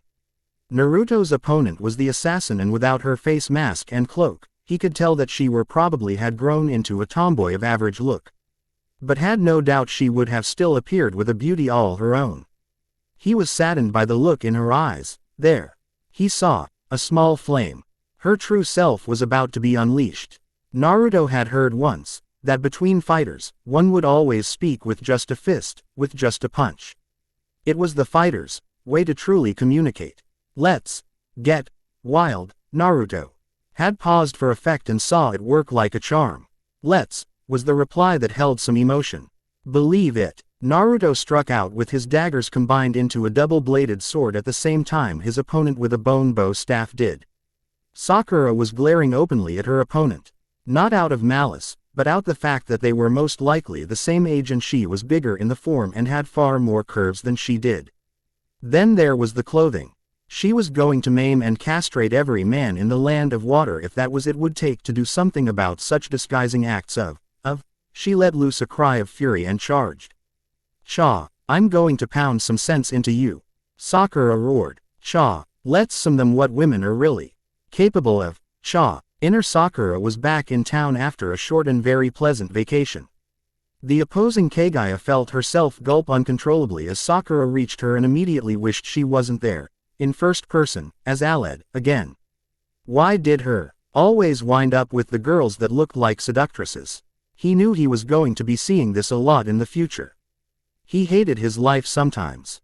Like he knew he was going to be in trouble because he was missing his favorite orange book. Now I don't know what Shinji, Rei, Asuka, and Hikari are going to do, he thought bitterly before getting his game face on. TCH, might as well finish this.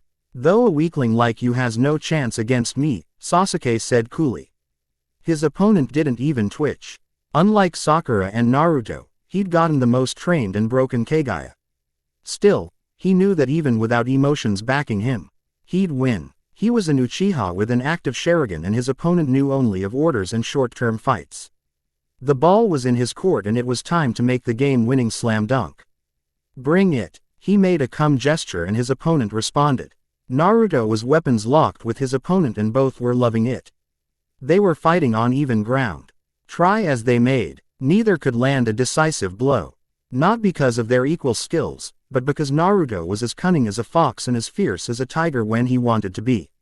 His unpredictable nature lent much, as well as the fox in his stomach, but his opponent was far more skilled and clearly experienced fighter. Yet, she wasn't experienced in the type of fighting they were doing.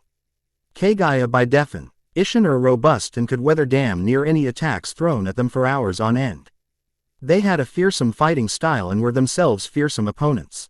Yet, Naruto was pretty much even Stevens with his opponent. Training aside, he was best equipped and knew how to think on his feet. His opponent needed breathing space to think and that was pretty much how things went, for about a minute or two. Before they were just trying to bash one another over the hand. They just went at it and neither sought an advantage, just to outlast their opponent. This is exactly why they were in a weapons lock for the last few minutes. Sakura had just beaten the living daylights out of her opponent, by not laying a finger on her. Sakura attacked the men behind the Kaguya, all of them being the enemy. And pounded the daylights out of them. The Kaguya had fainted from Sakura's charge alone. Sasuke was proving that he was a child prodigy in his own right. His opponent was not adept or simply didn't know any range attack. But had insane speed, that when the green spandex orange leg warmers wearing, fuzzy eyebrows slightly off Rock Lee, from Team Guy, tried to assist, he was nearly turned into a bone-made pin cushion and found himself fighting another deadly opponent, a missing stone ninja with techniques that made him damn near impervious to all the ANBU's attack. Between Rock Lee and his older clone of a Junin sensei, Maeda Guy, the two were able to finally get a crack in the guy's stone armor. This allowed Tenten, the up-and-coming weapons mistress in training, guided by Hyuga Neji's Byakugan, a bloodline of his clan. Tenten used her uncanny ability to put steel on the target to wedge a diamond-tipped kunai into the man's cracked armor with a grade B explosive tag on some hard-to-come-by C4 explosives. With a cry of, "Fire in the hole!" the explosion turned the missing stone ninja into a smear on the wall. A wall that happened to have a structural foundation base that drove PPED the building above them down several floors below where they were, and they were on the hidden B3 level. What hadn't fallen in on itself was now leaning against a business across the street. Still, even then, Sasuke was dancing about in his tonfas and fire attacks to slowly wear down his opponent. He reasoned he would lose out in the end from the very beginning, but he had a plan. When he staggered at one point, the Kaguya fell for it with a charge to end it. Only she was clotheslined by Kakashi and knocked out by Sakura by a punch to the gut. I love it when a plan comes together, Sass. Uke stated with a smile despite his panting from his fight. Suddenly there was a cry. The trio looked over to see Naruto with the Kagaya behind him. Her newly created bone blade going through his back and out the front, skewering him and his life force dripping to the ground. As the group's eyes widened, the Kagaya fell to floor out like a light and Naruto burst into smoke. Naruto stood over his death-eated opponent with several deep cuts and another bone kunai stuck in the same place as before, but this time he was going to have a medic pull it out. He turned to the girl from Wave who had been absolutely terrified along with the other slaves who could still think. She and the others were in a group. She was quickly pushed to the front as he turned. He approached her. She scooted back in fear. He closed the distance. She closed her eyes in fear. He was standing over her. She curled into a ball. He reached out to her. She awaited death.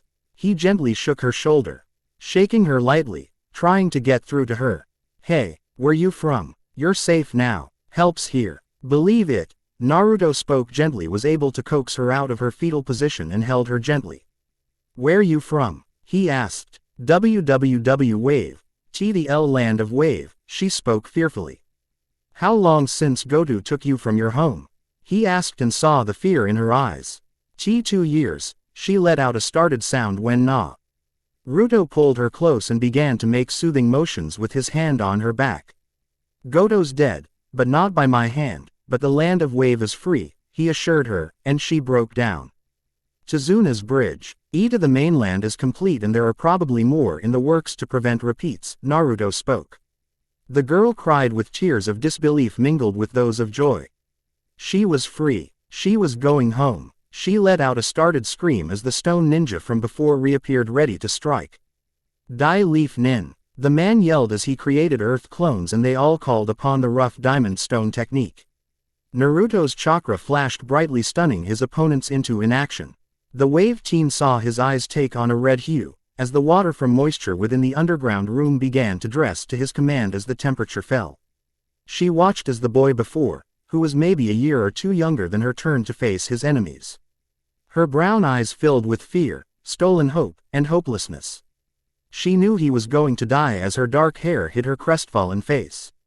I said help's here, believe it. Naruto spoke, surprising the girl and others. I will not fall to those who lowered scum for turning their backs on their comrades and people. Naruto looked the real stone ninja straight into the eye, spooking his opponent, for I am Uzumaki Naruto and I will be the next Hokage as my great-grandfather was before me. The stone ninja and his clones took a step back as Naruto shot through the hand seals. Water release. Twin water dragon technique. Naruto roared as 2 water dragons formed. The 2 dragons rose high into the open sky as the battle had spread out after the building had been felled.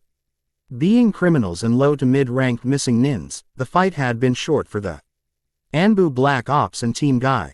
Save for that one former stone ninja, Hana and her canine partners had been helping those who could still think freely escape to safety. The guards had been no match for her as she was a chunin and they were simply cell guarding specialized street thugs. Now everyone saw the 2 dragons as Naruto threw an arm forward and the 2 rushed forward. The thing was, he shouldn't even know the seals.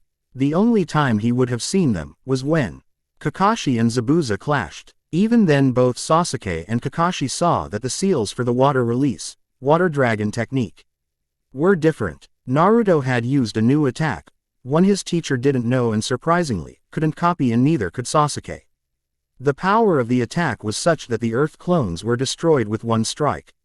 Despite being a heavier hitting and more long-lasting type of clone, they weren't blown to pieces, dissolved outright by the attack.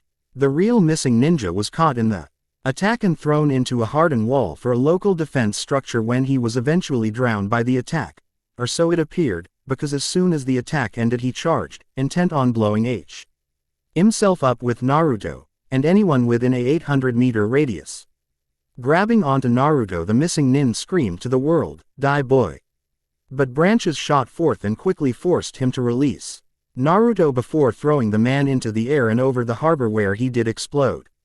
A miniature mushroom cloud and a shockwave that knocked regular people in the genin closet to the blast area off their feet as the dark night temporary become a bright afternoon day.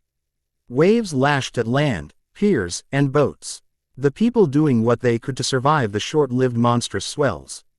Fortunately, the whole episode was short-lived and very minor, though the local hospitals, clinics, and healing temples would be putting in some overtime for the next day or so, mostly with flash burns that caused temporary blindness. Still, Sakura stood across, covered in teal-colored chakra, a recorded first of a teal-colored type of chakra. Her hands were outstretched in Naruto's direction and in the direction the missing ninja was thrown. She was panting as exhaustion from the high-level technique and the fact she used great concentration to control the technique, followed by the speed it had to be done at. She collapsed right into the Anbu platoon captain's arms. I see, another, and it's a girl with it naturally, the Anbu thought. Senpai must be angry that so many saw it, but I'm certain I see. And teach a thing or two about the Mokuden. Tenzo smiled behind his mask at a chance to teach the next generation that would ensure the successful continuation of the Mokuden.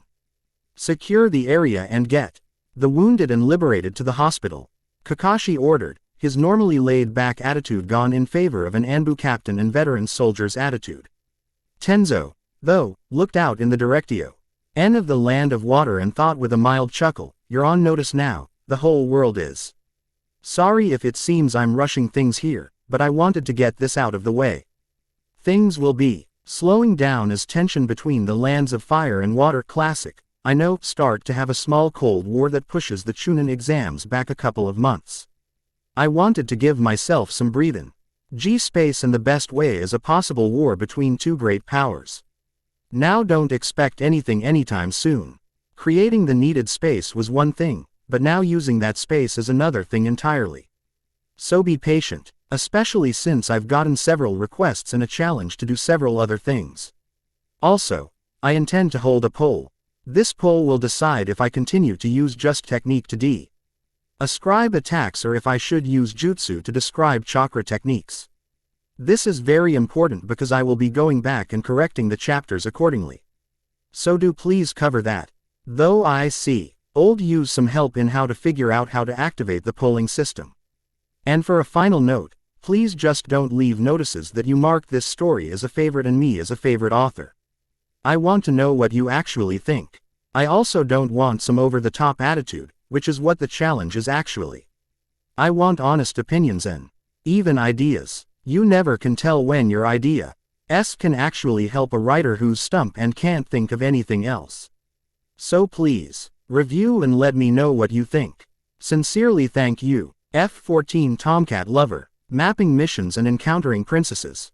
Man, my life sucks at times, believe it, as said by Uzumaki Naruto, just before an explosive tag detonated inside a black powder dump with him on top of the said facility. Old Sewer L315, Old City. Under the village hidden among leaves. Can't see the sun, so time unknown October 30th, New Shinobi Era 189. C rank mission, map the whole village area, 44% complete.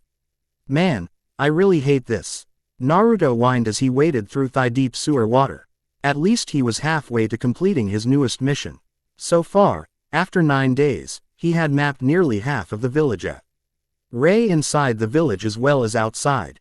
He had also found a treasure trove of ancient technology that had archaeologists practically running the village to recover the items in question, especially after intact military and medical equipment had been found. The most highly prized had been a weapon called a fighter, a flying weapon called an F-2A, a supposed variant of another fighter called an F-16 Fighting Falcon. That which was in serviceable condition. Yet, here he was still spelunking around the ruins of a once thriving city, or rather what was left of the city after so many centuries. He wondered just what he might find next. Nearly all of his things were brought because of his talent at finding and retrieving things to be sold on the open market.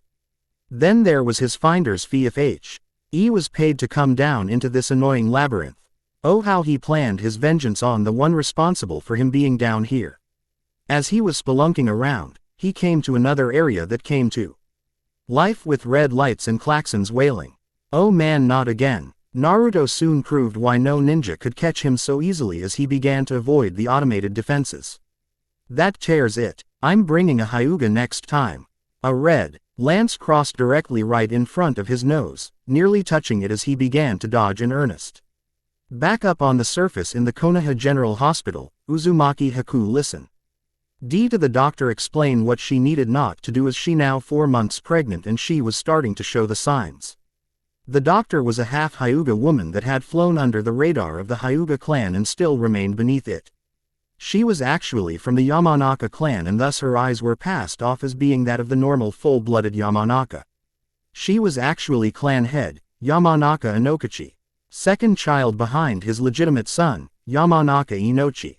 Her name is Yamanaka Akiko and she is the best doctor in the maternity ward, thanks to her heritage. So now that we have all those issues out of the way, drive. Akiko looked for a moment at the picture of her patient's husband and couldn't wonder why would such a fine young man be so careless. What is like to be such a young mother with such a young husband? It was an honest question, and one of normal questions as it was not uncommon for ninja to have family this way. In fact the Shadaime and the Sandaime had been the same. It was amazing how such fine man could be so careless, but then again that was youth. It was also a part of the natural order, especially so in the world of ninjutsu Zukai. It is odd, Haku spoke softly like she was known for. But I have nothing to complain about. Haku had a soft smile only worn by those who truly happy with their choice. I expected nothing less from him, drive. Akiko said with honest conviction. He has such a strong character. Much like his parents, only after she sighed, did she realize what she said. Haku shot a look of surprise to the doctor who had a hand gesture of not to speak on the subject. I was the doctor to deliver him, so I know, but they were skilled ninja, so they wanted their identities to be kept secret. Though the doctor knew more, but it was such a bittersweet time. I see, Haku was at a loss for words. Well, the doctor knew she shouldn't. Naruto's mother died from complications because of the Kyuubi's attack. It was unexpected. Ah, Haku now had a clearer picture. So the jailer has every reason to hate the jailed and every reason to kill the fox, or so one who does not understand him would think. Precisely, drive. Akiko knew Naruto had hit a gold mine with this young woman. He would have a reason, and one so flimsy that it would be a joke. Haku continued, one that would allow the fox to escape. Haku smiled as she rubbed her belly. But he isn't so simple or fooled. Doctor, Akiko said with a proud smile. He see traps, if not all, but if he senses a darker aura he will not be so easily tricked, Haku supplied knowing her HUSB. And well, despite their short time together. At that moment, the sewer cover outside the hospital was blown into the sky along with the said husband. It looked so comical as he tried to flap his arms as gravity reclaimed him. His voice was loud and echoing throughout the area as he fell back to the ground and right through the sewer opening. Why me? Was the last heard of him as the sewer lid landed back in place. Haku sighed and Dr. Akiko simply shook her head. What did he find this time? The women said in unison. As if to answer, the sewer lid popped open and Naruto came out a little singed. After a slight earthquake had been felt. Finally took care of those damn lasers, believe it. He said with a fox grin to no one in particular before fainting. It wasn't until the day before deck Ember that Naruto finally got the whole area, both above and below ground and even some from the air, mapped. The older members of the village were so surprised by what was hidden beneath their feet. Even Danzo was unaware of how extensive everything was down there. Naruto really did have a knack for making maps and reading several forms of ancient script. It was truly amazing. Finally, said Hayu, Ga Neji as the last of the reports were turned in. He had been done in that thrice-forsaken underworld for too long and it showed. He was covered from the tip of his hair to the bottoms of his feet in dirt, grim. And other things he didn't wish to guess. His hair was standing up straight after a particularly nasty shock and he himself also smelt of being extra crispy. His clothes were torn and soiled. And he was now wondering why anyone would want to live in desert lands, as he had spotted a hidden tunnel that had led them all to the land of wind, fairly near the village hidden among sand. He LDB trying to get that sand out of his shorts for weeks on end, and then there was Naruto who had popped up directly beneath the shinobi of the sand, and not just any shinobi. The shinobi in question was S.A. Kuronichi, wearing a cream-colored battle kimono with a short skirt, net armor, her blonde hair in 4 pigtails, a large gray-silver fan, teal eyes, and as the daughter and eldest child of the Yondaime Kazekage. The girl had pounded Naruto so hard that Neji was certain the boy would be feeling that for a while. Not that he blamed her, but it was an accident and her fault for not wearing something with such a short skirt. Sometimes it pays not to have certain skills, believe it. Neji nodded to what Naruto said as the said ninja was trying to walk straight. A big man with a head of white hair and red tattoos on his face that ran from his eyes to the end of his cheeks in a downward style like tears, a kabuki outfit, a large scroll on his back, and a forehead guard with the kanji for Oi. L on it stood off to the side looking over some of the maps that had just been brought in. He looked to the blonde-haired boy, that at this time, no one could tell was blonde. He was so filthy. He just shrugged and decided to ask his question in a method to test the waters around the anti-pervert boy. What color were her panties? The kick that followed came with the answer of, shut the hell up. It didn't help that a certain pinknet was in the same room and she decided to lay down the law, SmackDown style. The next time he could speak, which was 2 days later, the infamous super pervert, Jiraiya the Toad Sage Ninja said. That girl is a mini Tsunade. He would spend the following week trying to see if the girl was a failed clone of Orochimaru's doing, only to learn she was a Haruno with Senju blood. Note to self, don't piss a Haruno Senju mix off ever again. He, in fact, did make himself several notes. Though as Naruto and Sakura were walking home later that evening after the thrashing Jiraiya had gotten, she had to ask, did you see what color that sand girl's panties were? It was an honest question, because she was certain it would be something over the top or under the norm. A pair of cream-colored panties with a colored printed ninja raccoon summon on them, Naruto answered and then added, whoever marries her better treat her right, because she's the kind that a man would be a fool to leave and can never go wrong with, plain and simple. Sakura blushed at how Naruto put it. Naruto was so honest with his thoughts and feelings, it was amazing as to how he can be a shinobi. He cared honestly deeply for life and was honest in how he spoke. Pranks and shinobi-related items aside, he was a young man a woman would be a fool to leave and could never go wrong with. She was such a fool.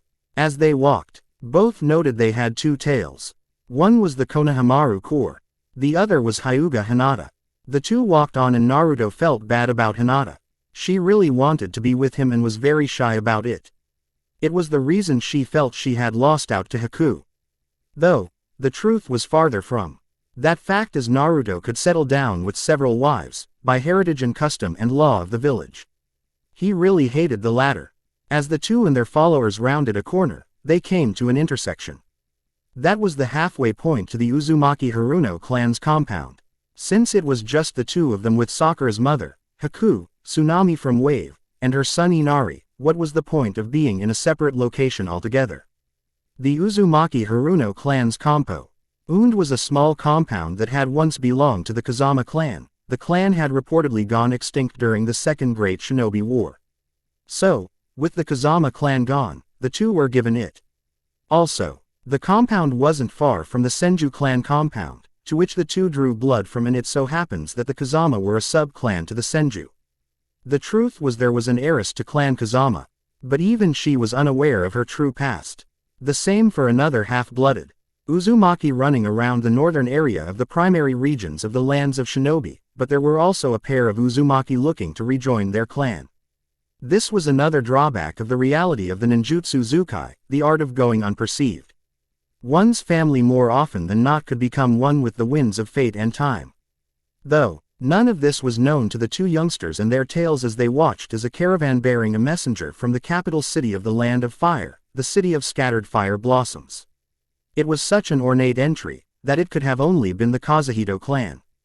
This meant something big was happening in the capital for such an annoying leader to be sent as a messenger. The Kazuhito clan was known for both stupidity and trading with the Land of Water. Though once a noble clan of renown, it was now not even a shadow of its former self, so far had the clan fallen despite its wealth. No better way to get rid of the clan head than with an important messenger mission. It's always surprising to think that it was the Kazuhito clan that came up with the Chunin exams. Naruto said with an air of boredom, and he looked the part. Sakura nodded and was thankful that she and Naruto were out of sight at the moment. The Kazuhito clan was considered the last clan to O2 for marriage arrangements, and they had a skill of getting into big houses. Only the Uzumaki and Haruno clans had resisted successfully, since they were both primarily a pair of military-oriented clans. She was thankful for the warnings of her predecessors and those of her mother's own. The Kazuhito clan was always trying to be this or that, especially beautiful, that it was particularly frightening to be around them more than necessary. Yo boss. Konohamaru walked up to stand next to Naruto. Think they might try to get those people you brought back, especially those Kagaya clanwomen. Yuto's answer had been a straightforward snort. Doubtful. Konohamaru. Sakura supplied. They are considered enemies at this time, and only a handful are allowed to near them due to their collective pasts. And to be sure, the Lord Daimyo made it an order. Even Danzo is stupid enough to break that one. With all 4 followers standing next to 2, well, 3 were standing next to the 2, while behind Sakura and holding onto the girl was Hinata. The Kazuhito clan had tried to gain her hand on more than one occasion. The last attempt had come almost as a demand or ultimatum suspiciously before her attempted and utterly failed kidnapping by the Cloud. It created some friction during the period that still exists. Suddenly, someone tapped Naruto on the shoulder. Yes, he turned to the person. It was a girl slightly older than him and dressed in a fine and wealthy kimono.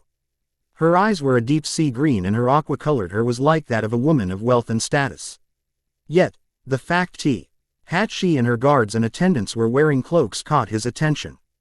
This helped to hide her attractive figure from all eyes, save a certain clan's eyes. "Are you a ranked genin?" the girl asked, having spotted Naruto and Sakura because of their armor, though Naruto was filthy at the moment, though he'd taken a quick wash with the rest of his put-together team. "You mean not freshly graduate from the academy?" Naruto supplied as she nodded. "Sorry, but if it's something that the old man needs to hear, this is grandson, Sarutobi Konohamaru, and his friends Udon and Moegi," Naruto indicated the 3, to which the girl's eyes lit up in relief. "Thank you, kind sir, but may I ask your name and that of your teammates?" She was a bit surprised to note one was out of armor, but she did wear a large coat. But that there were 2 Kuronichi on a single team. Chuckling, Naruto responded, "Hyuga Hinata of the Hyuga clan, and she's a friend, not a teammate, but Haruno Sakura is my teammate and of the Haruno clan." Gesturing to each girl in kind and then to himself, "And I'm of the Uzumaki clan, Uzumaki Naruto and future Hokage, believe it." Naruto did remember to keep his voice down. E-girl was shocked thrice over by her mistake, but having the heiress of the most prestigious clan of the Hidden Leaf before, and how meek the girl was at the timid greeting. But then there was the Haruno girl, and the young girl could see the clan emblem, and of course her clan had heard of an Uzumaki woman being in the Leaf Village, but she surely hadn't counted on encountering the son of Uzumaki Kushina. "I was not aware. Please forgive me for not Riko. No harm, no foul, you simply didn't know, and no one can fault you for that, for that's how things are," Naruto said, dismissing the apology. "He's right," Moegi supplied. "The boss is correct in his analysis," Udon supplied. "Believe it," Konohamaru shouted, but had his mouth clamped shut by Naruto. "That's my line, and too loud," Naruto said in annoyance. The noble girl giggled at the display. She needed to see the Hokage almost at once, but was thankful to have run into his grandson and no less than 3 respective clan heirs. She hoped to speak as soon as possible about something, but now she must wait for a short bit. It was not a wise time to go see the Hokage. "I hope to call upon a favor come the morrow, but I must make haste for now." The girl spoke softly and politely. "Is there a place I can call upon any of you come morrow?" "Well, Kakashi-sensei doesn't have anything planned, as Sasuke ran afoul of a pair of nurses in the hospital again. So just come over to the old Kazama clan compound. It is where the Uzumaki and Haruno clans are now currently situated for the moment," Sakura said with a small honest smile, to which the girl returned, "Thank you. I shall do so come morrow. Farewell," and with that the girl and her followers left the group of 6. The Kazuhito clan princess. It is true about her looks, though no justice is done with the rumors. Naruto spoke honestly. Anyo. Wyw would, she wish, to speak to the Hokage. Hinata asked nervously, stuttering the whole time. "Offhand, if my nose is right, I believe that it has something to do your performance a few weeks back, and I gotta say, I wish I could have seen you in action, Hinata, believe it.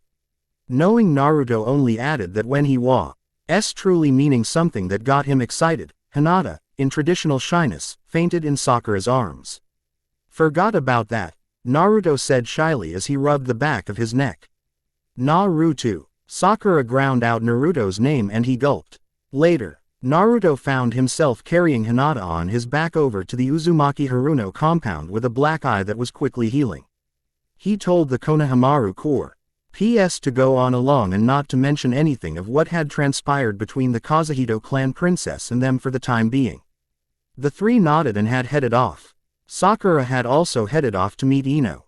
Now one might think they were patching up their friendship, but they had already moved beyond that. Naruto was just thankful that he and Haku and the others that lived in the compound lived away from Sakura's room. The two girls could get so loud. Who would ever think that Sakura and Ino were lovers? Well, it didn't matter, but he would have to have a talk with the two. Inari was starting to ask questions and he was tired of covering them from Tsunami's wrath. Especially since the last time ended up with him finding out that Tsunami can throw a kitchen knife like a shinobi can throw kunai and just as accurate as any Anbu. Good thing that the Anbu tended to have trouble catching him as a prankster. Then there was the fact that Tsunami could hit as hard as Sakura when she is in a foul mood. Funny thing about that one, as Tsunami was not of the Senju or Haruno. So Naruto had every reason to hush the two up at night and during the day, especially morning. Naruto was already edgy, since it would be at least another 4 to 6 months before he and Haku could cuddle, possibly a year due to the requirements of a newborn. Not that he was complaining, as he would be showing that he was just another male. With a beautiful wife, a child on the way and would soon be born, and last, but not least, he would finally have a family.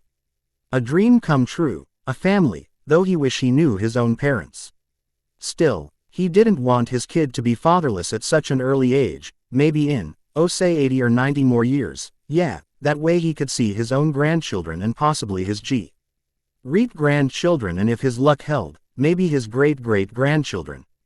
Then he could die peacefully, having obtained the title of Hokage and passed it on to a younger, preferably Konohamaru. If he made the cut and strong shinobi to become the Rokudime or Nanadime Hokage, he wasn't planning on being the Godime, but who knows, he might just get lucky. Yes, that would do in large amounts. It was only fitting that he grow old as Hokage and then pass the title on to a younger to be Hokage. That was how it was supposed to be. He felt sorry for the only man to serve as Kage twice, the Sandaime Hokage. But first he would have to survive Mount Sakura, Mount Ino, and finally Mount Tsunami. All that thinking got put to the side as Naruto arrived and entered the main gate. He continued through the beautiful front yard that had forced Ino to have a bath and wear some of Sakura's clothes until her own were washed and dried. The flowers that lined the walkway and spread out were of all kinds and amazingly beautiful. He could only name a few and he delicately took care of the grounds himself. As Naruto looked around, he was amazed by the pleasure the sight brought his eyes. The old compound had a traditional look of Far East culture. The gardens were both floral and zen with small waterways separating them. The colors were bright and pleasing to the eyes of the buildings and walls. The whole design of the compound and the whole purpose was done to bring both a sense of peace and comfort. Naruto's eyes then caught sight of a traditional guard tower. The sight of that was done to bring a sense of protection, and once that tower had been the edge of the village. The Great Walls now known came about during the middle of the later period of the Second Great Shinobi War. Naruto had found Sever had placed tally marks during the siege of the Hidden Leaf Village by the Hidden Storm Village and the Hidden Wave Village. That had been the last major siege of the Hidden Leaf and both villages had been destroyed. The survivors being incorporated into the Hidden Leaf, including the clan of the young girl that he now carried on his back. Indeed, the Hyuga clan had been defeated during the First Great Shinobi War and brought into the Hidden Leaf fold after their village had been destroyed. The Hyuga actually hailed from the land of waves and still the clan seal could be found there. He had noticed several such symbols around the village of Gentle Beach Sand, Tizuna's hometown that has since become known as the village of the Heroes Bridge, where the Great Maelstrom Bridge now stands. Heck, Tizuna's home had once been the area administrator's home and still bore Hyuga marks. Naruto pushed all thoughts from his head as Tsunami opened the front entrance of the main house for him. Once in, he sat down and Tsunami helped to remove his sandals as they found that Hinata had a bit of a tight hold on Naruto. Naruto knew his armor would have dirtied Hinata's clothes, and decided once they were in front of one of the Furos to wake her up. "Hinata, time to wake up and take a bath," Naruto said softly, only to realize how that actually sounded, much to Tsunami's giggling, which only increased at his look towards her. "Hinata, please wake up, I need you to wake up now." Naruto tried again and Hinata sleepily rubbed her eyes with one hand, looking too cute and too INNO sent for Naruto's tastes at the moment, considering how much dirt, grim, and whatever else he had gone through had transferred to her.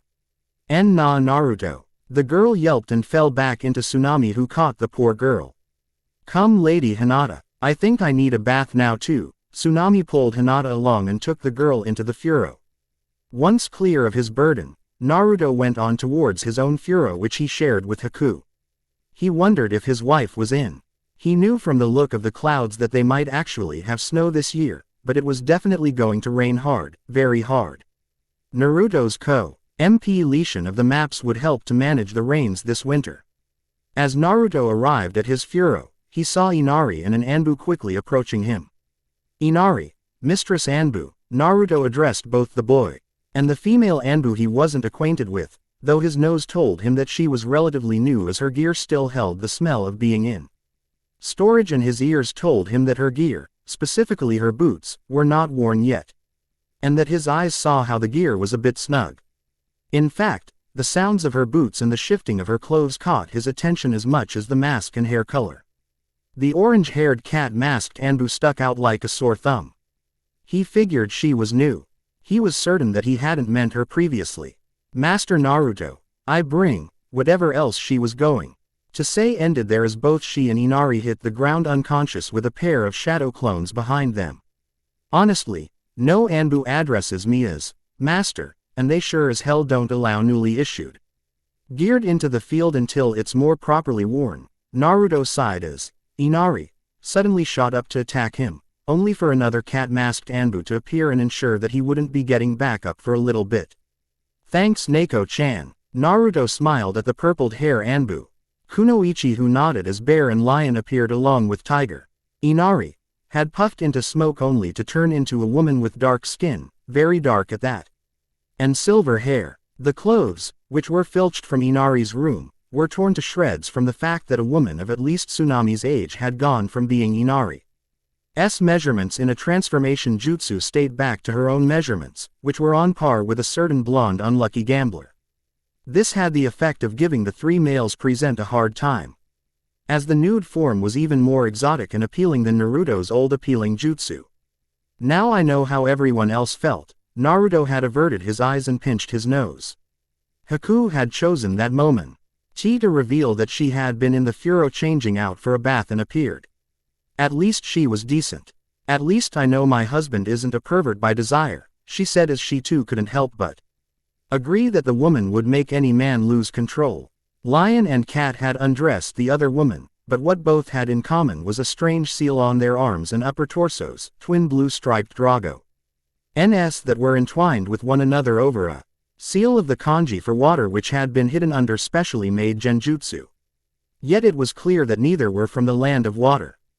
The dark-skinned woman would have to have come from the islands just southwest of the land of the moon, which is itself south of the land of fire. The other had a mark of the Fuma clan of the land of rice fields. This would need figuring out, as the Fuma and the hidden leaf had no relations whatsoever, and as for the other woman, she had an unidentifiable mark on her left shoulder. Tiger gazed at the seal. He was the current available seal expert. "What do you make of it?" Lion asked in a quiet and soft tone similar to Neko-chan's own, but older by several years. "It's a tattoo more so than an actual seal, but I sense power from it." "So it's more so a seal than a tattoo, a combination of the two in fact." Tiger went silent as he stared at the mark as though to force it under his gaze to give up its secrets. "I have no clue. But I would hazard a guess that the woman's homeland considers the seal important to intertwine it with a tattoo, as that is surprisingly the most difficult style to perform." He was most curious as to the nature of the foreign mark. "Well, all that aside, I need to make use of the bath and I don't want Hinata or Tsunami seeing this scene. Naruto's voice was not his jovial self, indicating he had switched over to being Naruto the journeyman. With muted nods, the two women were picked up and 3 of the 4 Anbu vanished as Neko-chan stayed behind to get a rapport. Tea from Naruto as he entered a side room and Haku re-entered the Furo. Following Naruto and hearing Haku open the shoji between the 2 rooms and entered in a white towel to help her husband out of his armor as Neko-chan stood off to the side. Any idea as to what they wanted Jen and Uzumaki? Neko started asking questions as Naruto's out armor layers were removed to be cleaned later. Didn't want to risk anything with the elder Hyuga heiress and a civilian in possible danger, but I was addressed as Master Naruto, rather than as simply Naruto or Jen and Uzumaki. Naruto thought for a moment, not sure what they wanted. Aside from either my death or something, but the fake cat Anbu had started. Master Naruto, I bring, and my clone knocked her out. Naruto was now done with the inner layer of the armor actual, now for the rest. I see, Neko said. Then, Lady Haku, did you hear anything? Please, aside from your report Neko-chan, you are always free to address me as Mei. Neko blushed Ben. Ether mask at Mei's warm smile and then the mother-to-be began. I only noticed the two's chakra and that the steps were out of line for Inari for his height and weight, but I too heard what my husband had said and that the Anbu gear was very noisy, that Zabuza Tusen would have been furious if they were under his command. Haku recalled the man she now thought of as a father and wondered, not for the first time, what he was up to and what the others were doing as well. Naruto was soon out of all his clothing as the report was minor, though Naruto had heard the two for quite some time as the faux Anbu's uniform kept making so much noise. Though Naruto had questioned as to how the woman came to have a new set of Anbu clothes and armor complete with all the standard gear found only among T.'s own Anbu and why there wasn't another Anbu or dozen in the area. That had been cleared up when Neko said they had captured a 3rd member, but anticipated that there were others. A swear was once more a leak. Naruto made his choice as Haku began to wash his back for the 3rd time. I wonder if it was something involving the Kazuhito clan. Naruto spoke. Possible, given how no matter how desperate he was, father always avoided the Kazuhito clan, though he told me they're 2 of their princesses, one of the elders, and the heiress have no love for their clan, his wife answered, then as an afterthought. Though the Kazuhito princess is said to being trying to start a reform, but no expects anything short of the clan following the Uchiha for that to happen. We'll look into that. Anything else? Neko asked as the husband was getting washed for the 4th time. The smell will probably last a while, but yeah, there is one more item. Naruto turned and looked squarely into the Neko's eyes for several long moments, much to his wife's irritation as she was still trying to help him get rubbed, even through the mask. The Kazuhito princess is trying to gain an audience with the Lord Hokage. But that's off the record, of course, as she was in disguise. Naruto turned as Haku sighed as she finished the 6th time of washing her husband's back. Given the appearance of the dark-skinned woman, I would hold no doubt to a possible connection, and I will be sure to inform the Lord Hokage when the time comes. Neko spoke with conviction, which meant as soon as she finished her official report. Good, but is Inari well? Haku motioned towards Neko's radio. He is well and still being chased as he became a member of the Konohamaru Corps as of yesterday. Neko sighed. She needed to get home and have a bath. Well, then, I'm sure the report has a few moments to wait. Care to join us, Yugo-chan? Naruto asked the woman Azuki Yugo, a member of another Whirlpool clan that had moved to the Land of Fire, and 3rd cousin to the clan heir, Azuki Senichi, who was several years her junior and a chunin of the Border Rapid Reaction Force. The report is a must first, Neko declared, declining the offer. But Haku suddenly splashed the woman's middle down with both intense and cold water with soap. Oh my! Haku looked and sounded innocent. Sorry about that, Neko. Sighing, the Anbu gave up and disrobed, only to find the two waiting. I still owe for being more than a bodyguard for so many years, Yugo-chan. Naruto smiled. Thank you, Naru-chan and Mei-chan. She wasn't surprised that the two were her friends, and for once in her life as a kunoichi, allowed others to tend to her needs. Besides, the Hokage was a bit busy with a meeting. The council chambers of the village hidden among leaves. Same time. I see. said one of the civilian male counselors. The Chunin exams are set to time this late winter. But according to reports, we may have at least a foot or two of actual snowfall at that time. A female aide to one of the council members who was ill at that time spoke for her lord. It's not uncommon, plus our genin could use the training under those conditions if they want to be Chunin. A gruff old shinobi from the Warhawk faction said. Agreed, Nara Shikao spoke, they mostly know only coastal too. Foothill weather while a few have practiced in the mountains that get snow. We could use the time well. The council spoke back and forth about the upcoming Chunin exam, not fully aware of the scheming, but suspecting it nonetheless, of the Kazuhito clan. Then again, the clan was always scheming these days, so everyone knew that there was a plan somewhere that would be trouble. After all, the view of the sea was in Kazuhito clan territory. So only a fool would not be expecting betrayal by the Kazuhito clan. It's a wonder we can't get any evidence on them, Danzo thought, annoyed as he hated the Kazuhito more than the Uchiha clan and the Sandaime Hokage's peace ideals combined. Unknown to most, but him and his trackers, he knew of at least 20-odd plus survivors of the once noble clan, but where they had gone, not even he could figure that one out. Indeed, the number of tunnels that Naruto found, both new and old, both natural and artificial, left his trackers baffled. The survivors could have gone anywhere and at this point to another continent altogether. He would have to worry about them later. They were at this time no factor in his plans. As the discussions continued on for the preparations for the inevitable, the head of the nearly defunct Hitaki clan rose up to speak. Let us hold a festival as well before the Chunin exam, as we know there will be some not returning to their homes afterward. Hitaki Tsuruko, mother of Hitaki Kakashi, spoke. Many looked towards her, looking at a woman whose ashen hair had a silvery color to it.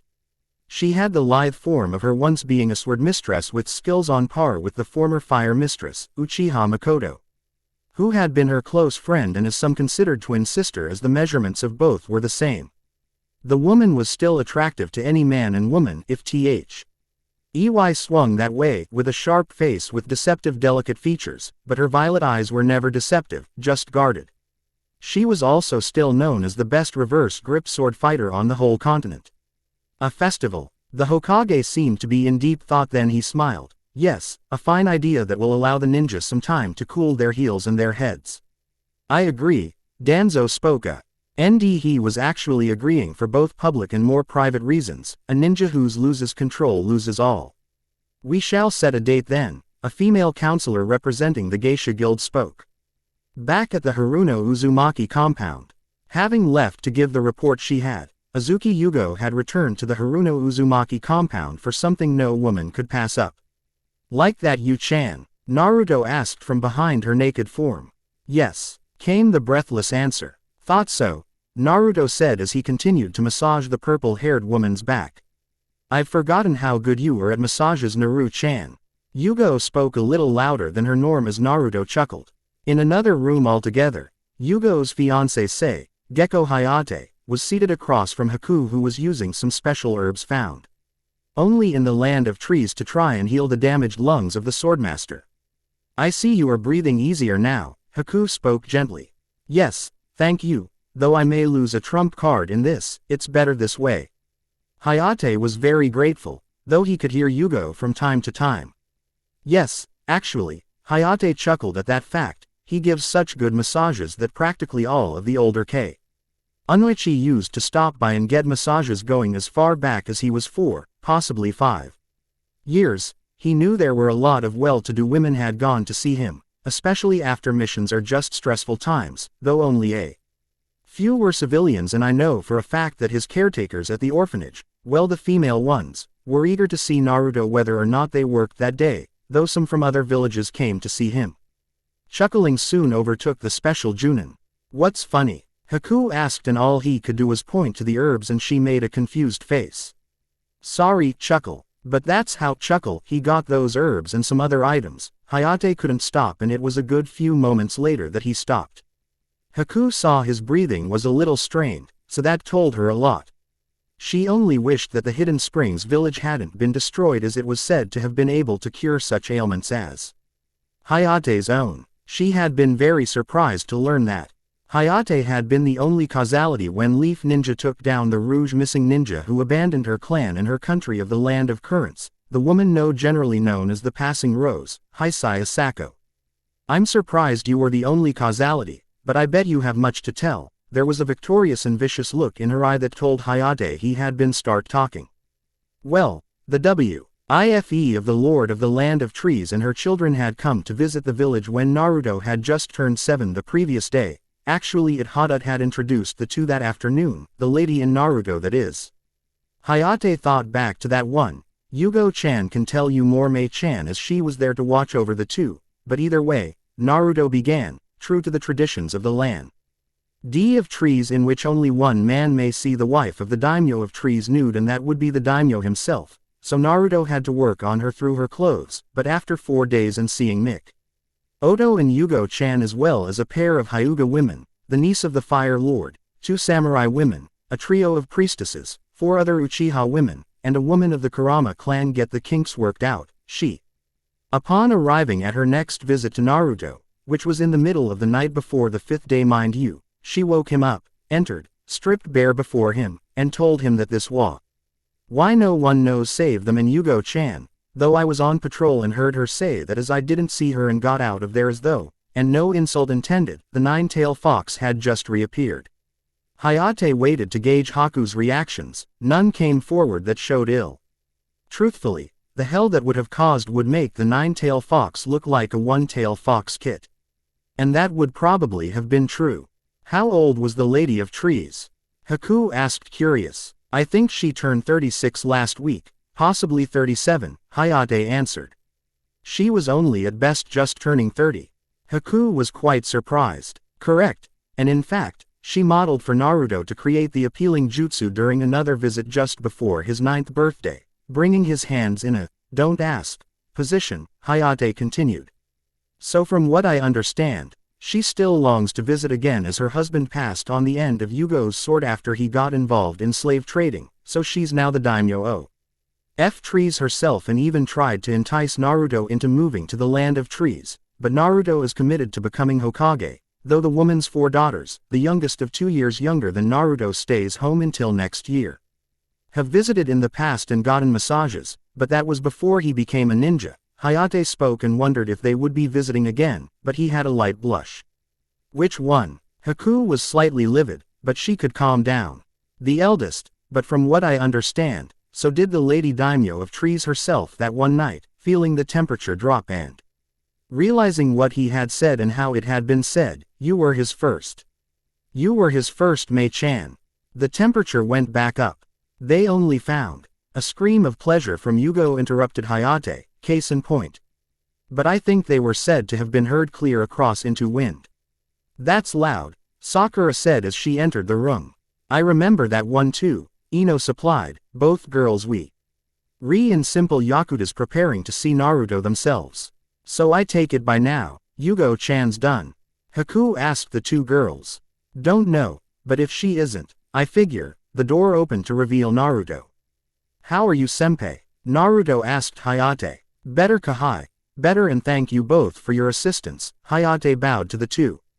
You and Yugo-chan have protected me for a long time from more than just physical enemies. I must in some way return the favor, Naruto said honestly and bowed himself. Still, shaking his head and giving a smile, so I was telling Mei-chan about the daimyo of trees, Naruto blushed at hearing that. He was certain she wanted him to be her next husband, rules and morality be damned. Yes. That's how I got the herbs and much of the furniture that now fills T's home and the majority of the money now in my account. Naruto had been highly favored and still was. How is Yugo? Sakura asked. She was stressed to the point that she wasn't even that loud at the start when we first began. Naruto gave a tired sigh. She has put so much effort into Anbu and protecting the village since the loss of the Uchiha clan, which I can't really say she won't be back tomorrow. Naruto trailed off. Before he restarted, actually, you can bet she'll be coming back for the next month or so unless you get real fast senpai. Naruto shook his head. Hayate too, sighed. The demands of Anbu were getting worse and worse by the day, but good fortune had come to them.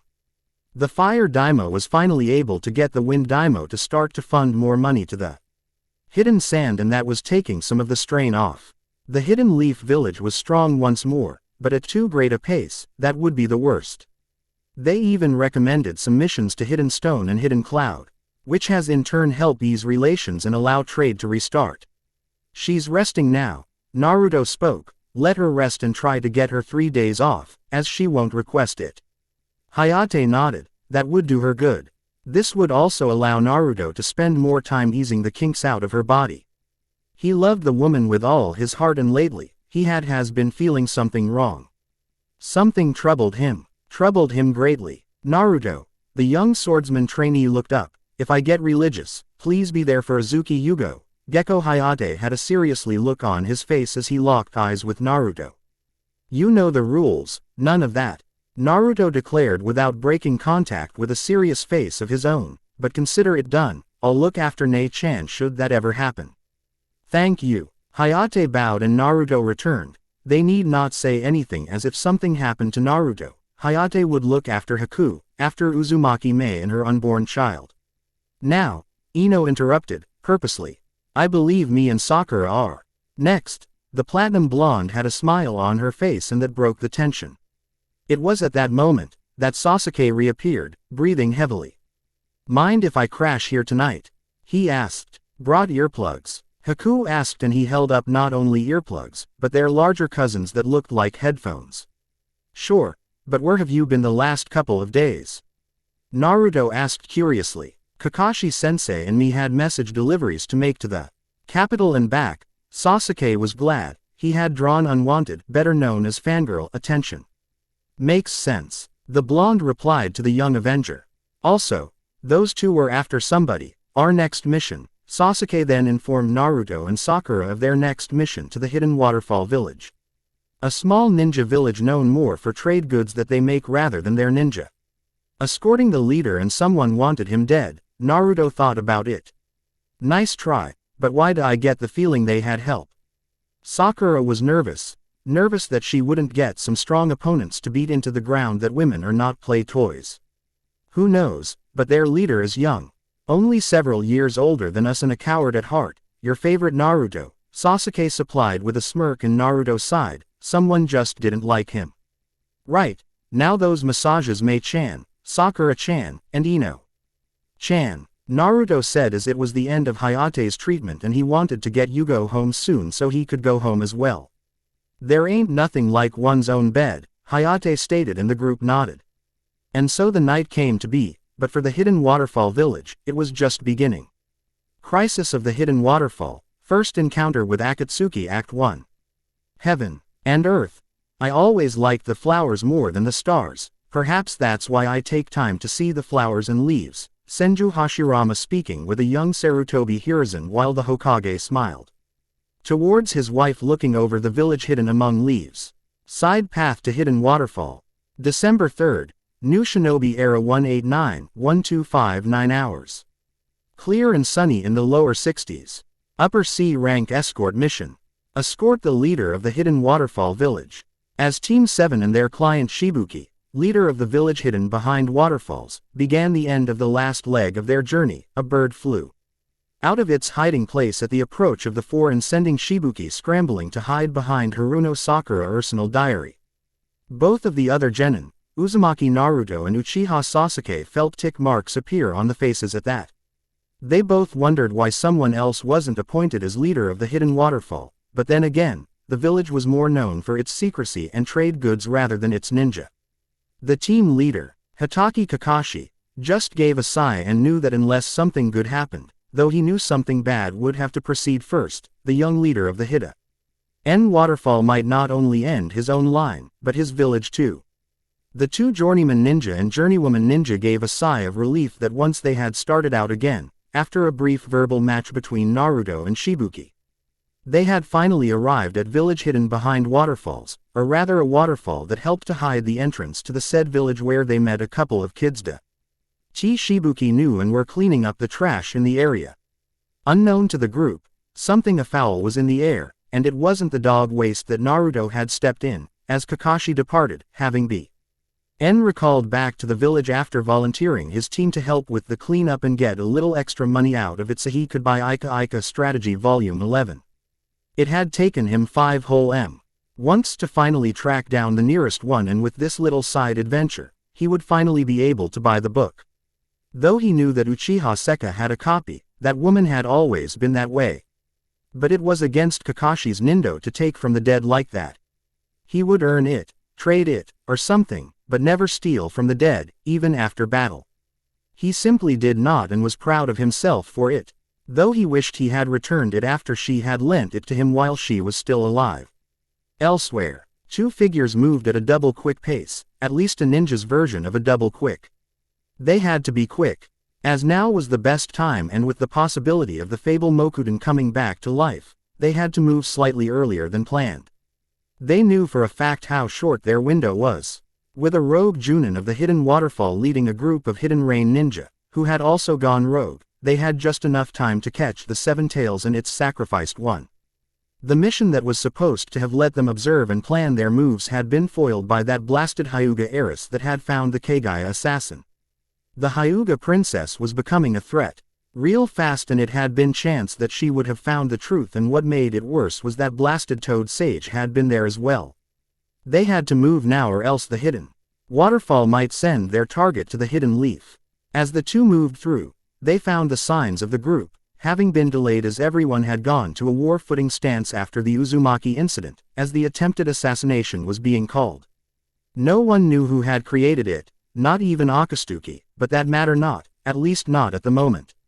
The group was making its move, and the 2 moved through the foliage and met up with their scout. A former hidden grass ninja, Zetsu. "You're here," he said with that twin voice of his, being a half-plant, half-man put the 2 on edge as it was unnatural to them. "We are." The one with the tri-bladed scythe spoke as he and his partner wore straw covers with bells attached on their heads and black cloaks with red clouds. "We have problems," Zetsu said. "What problems?" The other spoke. "The Uzumaki, Haruno, and Uchiha are here," Zetsu said as his black and white face seemed to stare both in the eyes at the same time. "Hitaki?" the scythe wielder asked. "Recalled apparently," Zetsu reported. "No choice," the other spoke. "Call for the others and call for them now." Zetsu nodded and disappeared as none of the trio risked the wrath of their leader. Back at the waterfall, "How is she, Sakura?" Naruto asked as the mother of the 2 children lay breathing hard from the wound in her back. "She'll live and minimal damage was done, but I'm also not a medic," Sakura replied with a sigh. While the sound of a body being kicked reached their ears as Sasuke made sure their opponents were indeed dead. Sasuke was satisfied with the 3rd body as he broke several ribs, driving the pieces of bone into the heart, though he doubted it was needed with the man's nose shattered and the pieces in his brain. He had to admit, Sakura's punches were devastating as usual. He would still check all the bodies, even those that looked like they were dead. This was a basic rule in the shinobi world, and it was most important right now to confirm who was dead and who wasn't. As Kakashi was away, he looked over a female and gave her a kick.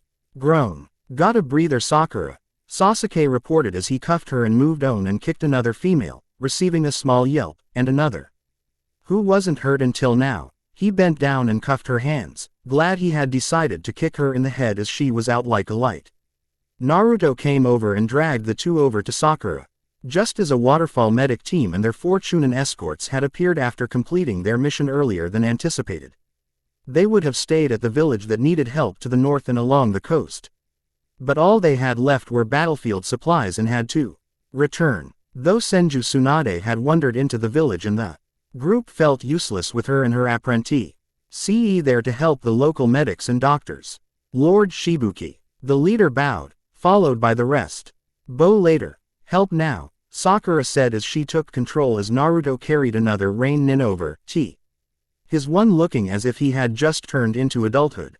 "Chunin on guard, we have intruders in the village." Shibuki was shaking like a leaf in a storm, but he gave clear orders, despite the bruise on his cheek from where Naruto had slugged him earlier. "I don't care if you're scared or not." Naruto roared like a lion, though his appearance made him more tiger-like, at Shibuki after the mother explained what had happened. "You're their leader, whether or not you like it. Hell, even if you want it or not." Shibuki actually developed a little backbone and yelled at Naruto to stay out of business that is none of his concern. Stay out of my business.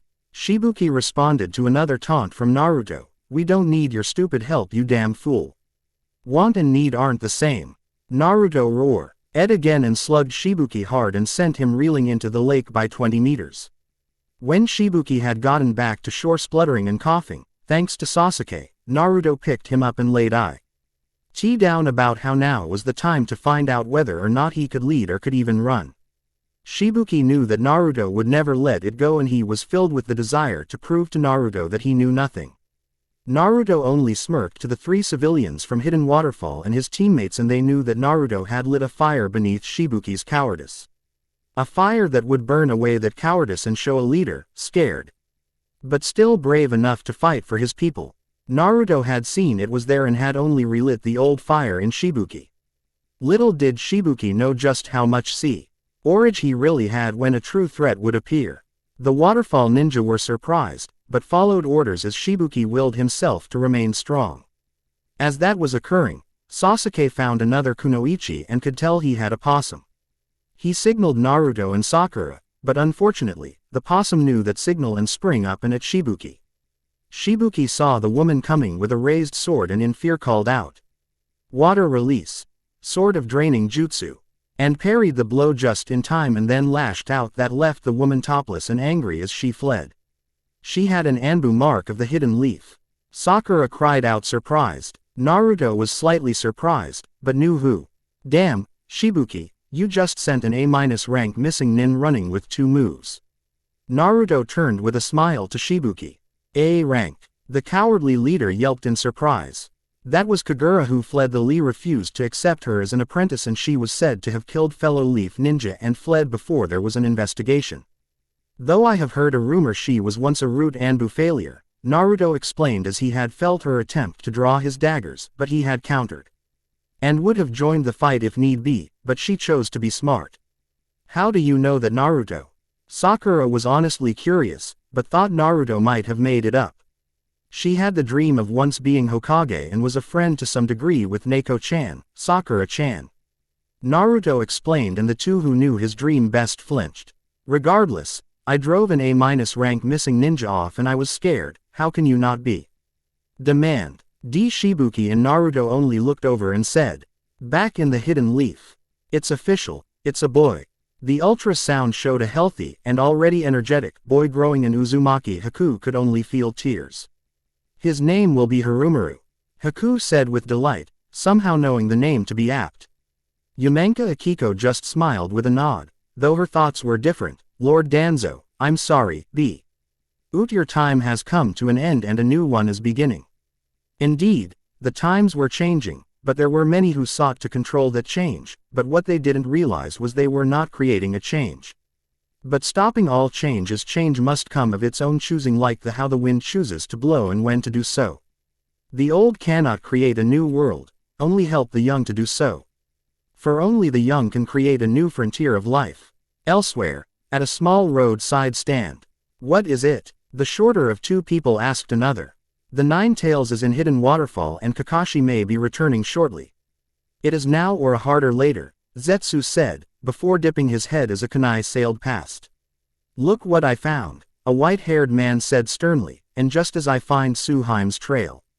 The fight broke out and the three learned why Hanzo considered the legendary three so powerful and they were fighting the most powerful of the three. Hidden Waterfall Village. Where is everyone? Sasuke asked as he looked about. Most of the ninja were away and we relied mostly on secrecy to hide our village, the Chunin leader said, an average-looking dark-haired, lavender-eyed man in his mid to late 30s. How they found out then, I wonder. Sasuke said as he noted Shibuki disappearing back into the water. Naruto go after Shibuki, we're taking a look around, Sasuke told Naruto and was acknowledged as the blonde gave pursuit. He must be securing the Water of Heroes. Another of the Chunin, a woman in her late teens with white hair, emerald eyes, and tanned skin like Naruto saw. Suke had also noted she was a small B cup and got bopped on the head by Naruto for it, though Naruto had said that she was wearing a bra slightly smaller than her actual size and he defended himself from Sasuke because of the council. He had to at the very least look. Both boys were stuck in the middle of some tough times. Well, a thuggish-looking man in black sleeveless conformal shirt with brown bracers. Brown leather battle belt, dark blue or black trousers and a blue tattoo running across the bridge of his nose, much like the scar of Yumi no Iruka, with the symbol of rain upon his B. Anne's metal plate said as he sauntered forward. I see they found us already. The third Chunin, another male in his late 40s with salt and red pepper hair and bright green eyes built like a mountain, said dryly. Must have spotted us earlier and decided on a trap. No, too complex, Sasuke said with a grin, more like they only just found us when we revealed ourselves, pretty simple for simple-minded morons and wastes of space. He immediately launched into his attack, catching 2 with kunai and roasting 3 others with a fire-style, grand fireball technique, followed by the 3 Chunin. Then the thuggish brute and Sasuke were alone to duel. I have a message from Chunin Yumi no Iruka of the Hidden Leaf, Sasuke said with wicked grin and gleam in his eyes. Yeah, Murasama actual did remember the Chunin that had cost him his promotion on 4 occasions. You're still weak and I can't keep the ladies away, thank you. Indeed, some women liked the mild-mannered academy instructor Becca. Use of the scar showing he had experience and how he worked with kids.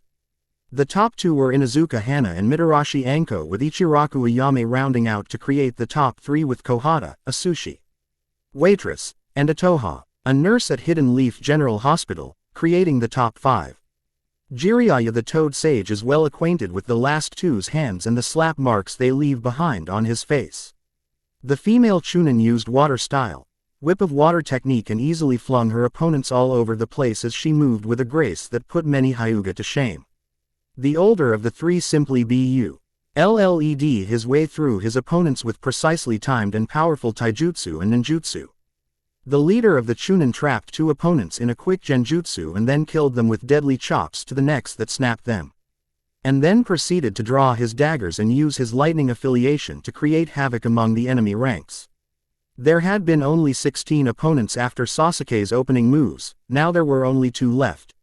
Aside from Murasama, still, they had been no match for Hisame and Kirasame and several other opponents. The 2 males were nearly killed outright and the female was caught by Kirasame.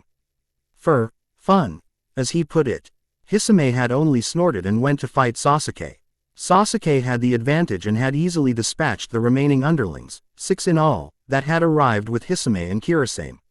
But he let his guard down too far and Hisame and Murasama managed to catch him with the whip of water technique. Thanks to his armor though, he was able to withstand the initial electric shock attack. But he knew that was a one-time wonder. He managed to pull Hisame off her feet and unbalance Murasama, but then the leader of the group, a former hidden waterfall Yoni landed behind him and managed to drop him into unconscious. Still, this was Sasuke and he managed to send Murasama into a tree as a final move. Full of spunk this one, Suian said with annoyance.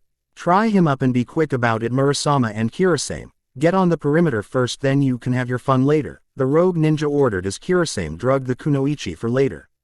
Inside the roots of the great tree of waterfall, Shibuki carefully removed the water of heroes and cradled it with both reverence and dread. He knew he might need to drink from the glass gourd. He hoped not, because that was how his father passed. Yet, he couldn't leave it in its place for fear of it being found. It was his duty to protect the heroes' water from all those who would steal it and cause harm to the village. The water of heroes after all was concentrated drink from the great tree of waterfall and increased a ninja's chakra 100-fold. At the cost of their life when the energy finally burned out. For you in the village. I must do this. Shibuki, the leader of Waterfall Ninja, said as he patted his boy one last time upon the head and then drank the water as the boy was carried to safety. It has been an honor, my lord. Of the ninja said. The leader nodded and they were off into battle. The Leaf arrived the next day fighting through the thickest of enemy forces that had tried to saint op them and ended the 6th siege of the hidden waterfall. As such he made his escape, scared stiff, but moving anyways. I'm sorry everyone, but I can't help you, I'm too scared, he thought and suddenly saw Naruto's face and shook his head to clear the image just as quickly. Elsewhere in the great tree of waterfall. Damn it, where is he? Naruto looked around, his orange and blue armor with its teal trim giving some protest to his sharp movement as his cloak snapped at the movements. The armor was meant for fighting, not for spelunking inside of a tree, even a giant one. Nearing the hidden waterfall village.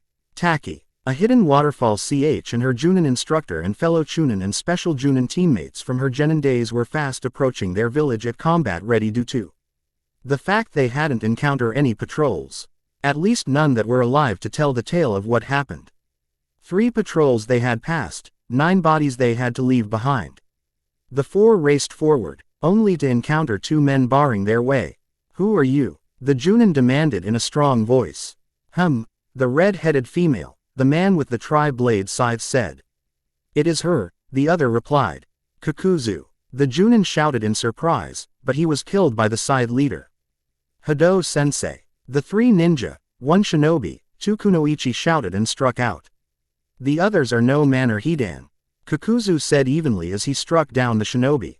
Gen. Taki cried out even as Hidan backhanded the other ninja into a tree and she didn't get up. Kokura. She lives. Hidan spoke happily. Jashin just loves women sacrifices. The manner at hand and where is Zetsu and the others for that matter? Kakuzu spoke annoyed. Don't know, but I'm here now. Kakashi had encountered a survivor from another patrol and now he was back. Chidori. Waterfall. Well, she'll be fine now. The wound was minor, but there was blood loss to worry about. The leader of the medics spoke, dressed in heavy-duty medical suits used when outbreaks of very deadly illnesses. The only thing that gave away the fact that the leader was female was that the outfits tended to form fitting, her voice, and that most IC ninja from Hidden Waterfall were women to begin with, the highest number outside of the Hidden Leaf.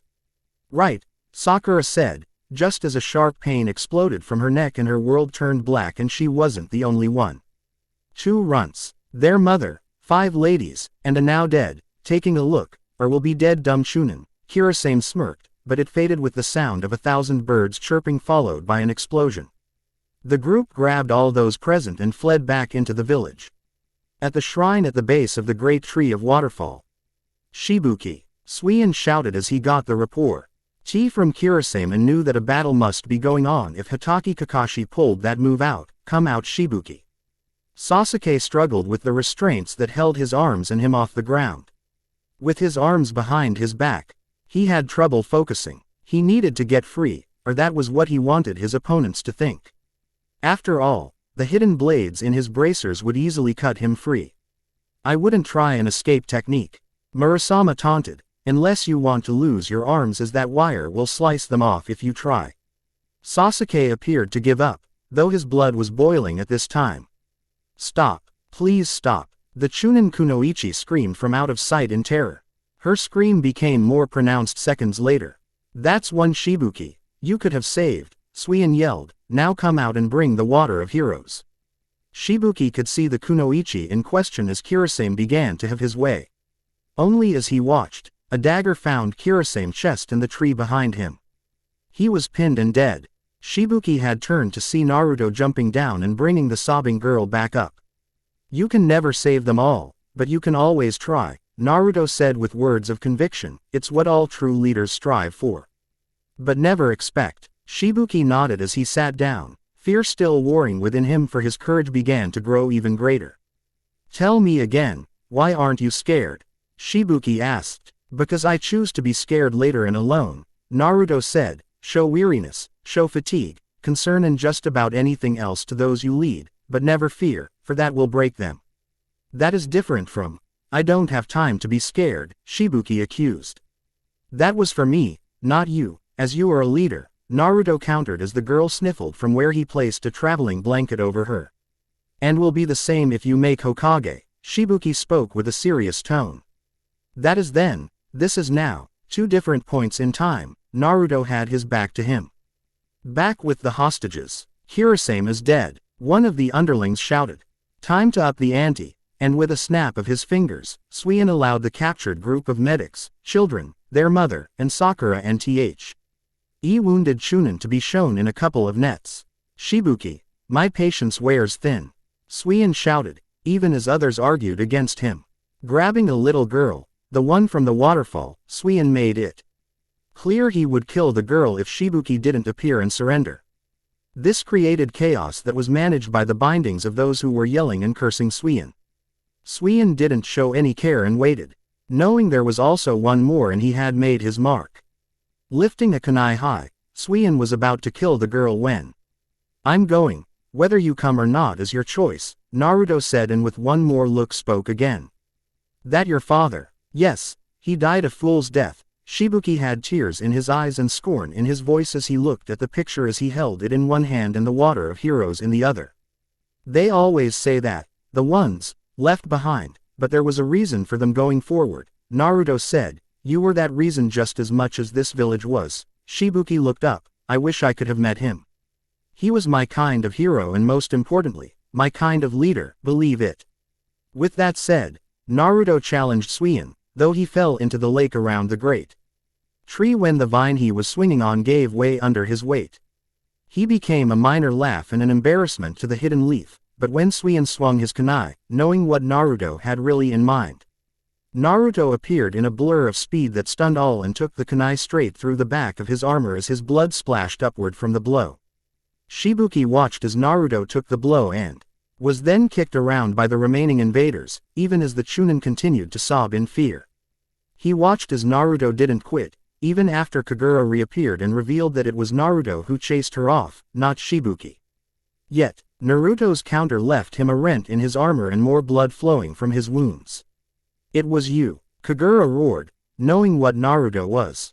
"You say that, but truth is, Shibuki would have killed you in the third move and you know it," Naruto said, and both knew it to be true, and Kagura only proved it with more anger as she made a lighter tear in the Nadime's armor that failed to cut through to Naruto. "I did chase her off," Shibuki thought as he reflected upon the fight. "One more move and she would have been dead." Closing his eyes as people called out to him to salve them, and the fear that had held his heart so well, was conquered by his courage. "There are reasons to go forward," he thought, and turned to the Chunin. "Kana, when this is over, I will be there, as I should have been." With that said, Shibuki popped the cork and drank from the water of heroes. He signed his own death sentence, but intended to live. He drank little, but still plenty of the water of heroes, and could feel the power, and with that and a look of pure determination that the Chunin, Kana, saw, he shot through seals that made the girl gasp in surprise. Ending on the seal for bird, Shibuki called out the name of the technique. Water Release. Water Tornado Jutsu. Shrine of the Great Tree of Water. As Murasama approached to finish Naruto off, Shibuki's attack appeared and created havoc and chaos as Shibuki appeared so quickly with the teleporting attack technique. Murasama was nearly bisected like several others had been, and all were thrown by the attack as it finished, revealing a glowing Shibuki. He stood with a calm look of pure determination as he glared at his opponents and at Suian, who had a look of surprise. Shibuki surveyed who was down and who was left. He wasn't surprised that he missed quite a few, but he had managed to get nearly a quarter of them, and including the last of Suian's lieutenants. Hisame looked up and couldn't believe that this was the coward Shiha was completely different. He had this aura about him that had nothing to do with the hero's water. She had seen that aura before, both Hanzo and Pain had it. She knew that Suian had lost or was in for a rough fight and might even die, even if he did emerge victorious. "That was why I left Rain. I didn't want to die." Hisame lost focus and saw out of the corner of her eye a battered Zetsu, observing, "No. She black out from her injuries." Part 2 is coming soon, and boy was this one a long chapter. 12 whole pages. Now 13 pages and over 70 gigabytes. Sweet. Well, let me know what you think. I always enjoy feedback, especially helpful feedback. Nothing like it. Please read and review. Harumaru. Surge Boy. Crisis of the Hidden Waterfall. First encounter with Akatsuki Act 2. Life is never easy, but that's why it has always been worth it. Uzumaki Naruto, Chunin of the Hidden Leaf to Assassin Squad from Hidden Sound. Side Path to Hidden Waterfall. December 3rd, New Shinobi Era 189-2209 hours. Mission. Emergency. Mission upgraded to S rank level. Liberate the Hidden Waterfall village from hostile enemies and survive members of Akatsuki PDQ. Orders. Liberate Hidden Waterfall at once. Then hold the village until relieved. Hold until relieved. Suian growled as he gave the charge signal, and his underlings did that and straight to their deaths. Shibuki quickly shot through hand seals and landed on bird and called the attack. Water release. Water dragon jutsu. A dragon's head rose up from the water surrounding the small islet and the massive tree and struck, swallowing a trio of lucky underlings, before crashing into a dozen others. With a quick string of new hand seals, Shibuki used water release, violent water wave jutsu, similar to the famous fire release, fire dragon projectile jutsu family. The torrent of water slammed into a pair of underlings, scattering the rest of them like cherry blossoms in the springtime. One of the lieutenants wasn't down, nor was she out as Kagura appeared ready to strike. Only a pebble slammed into her mask. Shaking it off as she quickly relocated, she found two things out at once. 1. Team 7 was not bound, out cold, or in a net. 2. It had been Sasuke who threw the pebble as his hands shot through the ever-familiar Uchiha jutsu with the Sharingan alive and ready. A third thing came to mind, and that was Naruto. Though she evaded the initial twin slash of his daggers, she quickly saw that they weren't daggers and it was a style she thought dead. The end result was a pair of slash marks that sent her Anbu armor tumbling, leaving her in her top, but with no protection. She was glaring daggers, but that didn't distract her as much as Naruto stabbing the twin blades into the ground and removing his upper armor and his headgear. She had winced when she heard the ground crack under the weight of Naruto's hooded cloak. Taking lessons from Guy, she inquired with a hopeful look.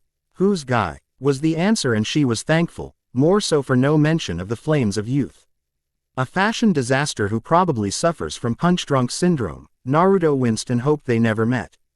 During that time, Kagura noticed the pink on one of the twin blades. Haruno, forgot about them, but my mission is a form. Hopefully the bastards or the Raikage won't complain too much. She gave annoyed growl, but left it at that. Let's see the famous twin blades of the Uzumaki then. She charged and decided to test the waters as the Uzumaki carried favor in the land of lightning. Sui En watched as Sakura threw one of her punches and a man was sent flying, showing some possible use of the girl. He noted Sasuke as the boy tore through a handful of remaining underlings like they were paper. Suien was no fool. Though some were rated as chunin, most were barely high genin, others weren't even near that, including a number of bandits and mercenaries that were used to deal with the civilians. He had banked everything on surprise and numbers, but now that wasn't the case. He then barely dodged the branch that had shot at him and dropped the girl, who scampered off, as two trees grew suddenly from the ground and came to life as Sakura smirked at the frightened look on the several surviving underlings' faces. Well, what do you expect? Sakura had an innocent smile on her face. Ightting one of the Shadaime Hokage's bloodline, Sakura said with a dark look and struck. Wood release. Tree Guardian Strike Jutsu. Shibuki heard her words and shot forward, towards Suien, now that the numbers had been trimmed. It was time. Water release. Sword of Draining Jutsu. Shibuki and Suien called out the same technique as the two clashed together. The two began fighting, and despite an impressive appearance that allowed him to defeat over a dozen men, leaving just around a dozen more to split with the Uchiha and Haruno, and in the end, the two could only watch as this wasn't their fight. Still, that didn't stop them from helping Naruto, who needed the help as Kagura was Anbu for a reason and he knew she was playing with him. Zetsu watched all, until there was a tap on his shoulder and he turned, only to get a fist to his face. Several waterfall ninja had just arrived home and they didn't take well to missing ninja in their village. Shibuki went down immediately after several clashes as Suien had been his teacher and knew his faults, which sadly still existed. Kagura, seeing that, decided it was time and left the battleground, but noticed Zetsu throwing around a group of waterfall ninja and winced, thankful not being in that mess. Though Naruto had done a number to her and she smiled at a chance to prove to Tsunade that she was indeed worthy of being her student. As she saw what Sakura had done, and then there was Naruto and Sasuke. She had to admit that while Sasuke made that cool look work, Naruto was going to be handsome in a way that was just a bit foxy. She blushed at that thought. After all, he was the son of her greatest idol and biggest crush. If only that red-haired she-devil whore hadn't appeared. She spoke bitterly to herself as tears left a trail, some that landed on a surprised Naruto. He might have very well been her son. Naruto and Sasuke immediately got into it with Suien, who had taken the water of heroes after running Shibuki through. He had taken a drink and fought back. sending Naruto and Sasuke back and forth, but these two were relying on something stronger than the water. Something that Suian didn't know that made them stronger, and it wasn't the time factor. Sakura, though, heard a noise and took a look as Zetsu prepared to eat a kunoichi of the waterfall village alive. She stormed down and very politely tapped him on the shoulder and being slightly stupid. He turned to look. Sakura only smiled an innocent look and asked a question before she hit him, while he was trying to form an answer, hard enough to make a certain blonde woman proud of her relative. Zetsu found out the pain that Jiraiya went through regularly when Tsunade found him peeping. He landed about 300 meters out and craved a ditch about an additional 50 meters. While Sakura had made a V for victory sign back where she had struck him and stuck out her tongue in the process that made her look childish. We hates the Senju and Haruno. Zetsu said to himself as he sank into the ground. He wasn't a fighter and Sakura had caught him off guard, again. Back with Naruto and Sasuke, they were beginning to prevail over Suian, his defeat assured. Look at you, Sasuke said plainly in his defensive stance, you're already breathing hard and we've hardly begun to fight, and indeed Suian was growing weak and tired. The water must be running out. Suian thought with alarm as he pulled the water of heroes out, only for Shibuki to send a blast of water that shattered the gourd. No! Suian cried as the glass and water fell into the lake. We win, loser. Give it up and the medics just might be able to save your life, Sasuke said, ready to either fight or take him into custody. I will kill you. Suian roared a fast for Sasuke to get a defense in place and was set flying back, but corrected himself just as Naruto blazed by leaving a trail of red chakra as he dropped Sakura's weapon into Sasuke's hands and followed the blonde. Suian watched in horror as the two boys appeared before him and struck, Sasuke leaving a parting remark for Suian to tell the ferryman. Fake power is not power at all, but death, and with that sway. N vanished in a fiery explosion of plasma. Combination arts. Wind blade of the Inferno strike, the two boys said softly and gave a small prayer for the dead from this action. Everyone was freed and the people of Waterfall began to rejoice as the last of Suian's underlings gave up without a fight. The village was safe and the wounded being tended to. All was well and already, an hour after the fight, signs of a celebration brewing began, but that was when they appeared with Taki, her team, and Kakashi. Kakashi-sensei, Naruto yelled, and before he realized it was his brother Sasuke was sent into the trunk with such force that portions of his armor shattered from the impact and he dug an outline shape into the trunk about 2 feet deep. Sasuke. Naruto watched as Sakura was able to get a wall of stone up from her punch. But that mattered little, it only saved her life as she was sent flying into the home Naruto had been sent into in his fight with Suian. Sakura. Naruto turned to Kikuzu right in front of him and his knees feeling weak and he couldn't move. You're coming with us, Kikuzu said, but a water whip lashed out and struck him, hard and threw him back into his comrades as a mist began to form. You should know better than to mess with those close to powerful allies, a haunting voice said coldly as the mist thickened and those who knew him, knew that he was back. As everyone listened, they could hear a breeze in the wind and those who saw the shadows as faint as any wraith, felt a fear boiling within. The mist enshrouding all within its embrace, hiding all from sight and removing the slight. A truly powerful hidden means of death, or liberation. Then suddenly appearing around the members of Akatsuki was a single form in several spots at once. Now it is me you fight.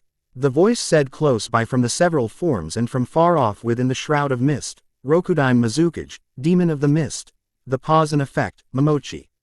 Zabuza, and the real Zabuza appeared, green and white robes snapping softly at his charge as the clones exploded, sowing confusion, and only Itachi just barely escaped as he and the 3 others had joined closer, falling into the trap that was set. Hoshigaki Kisame had blocked the attack that had sliced Hidan and Kikuzu in half. Kikuzu was turned into water, barely making a water clone and switching with him in time. But Hidan wasn't as fortunate and fell in 2 pieces. The demon of the mist had made the first move and was back in the mist tracking his prey like a predator would, and so now it was on with the game. Though Kisame had to ask the question that was now plaguing him. How did you achieve it? He was honestly curious and his usual brash, cocky deep tone wasn't there at the moment. Learned Tobi of Akatsuki was the Mizukage who had assisted in the annihilation of the Uchiha clan. Sasuke had perked up, despite Blood loss and blunt force trauma, and it was only a matter of revealing the truth and showing people that the reality was that we had become weak and had worthless rulers who sowed the sorrow themselves and created that weakness for their own gain as the puppets of Akatsuki.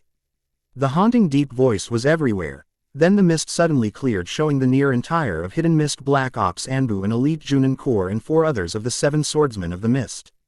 The 4 if you count the resurrecting Hidan, looked at the surrounding force. They couldn't believe that Toby had been routed. All members of the Akatsuki were all S-ranked, for one of their number to be forced to flee.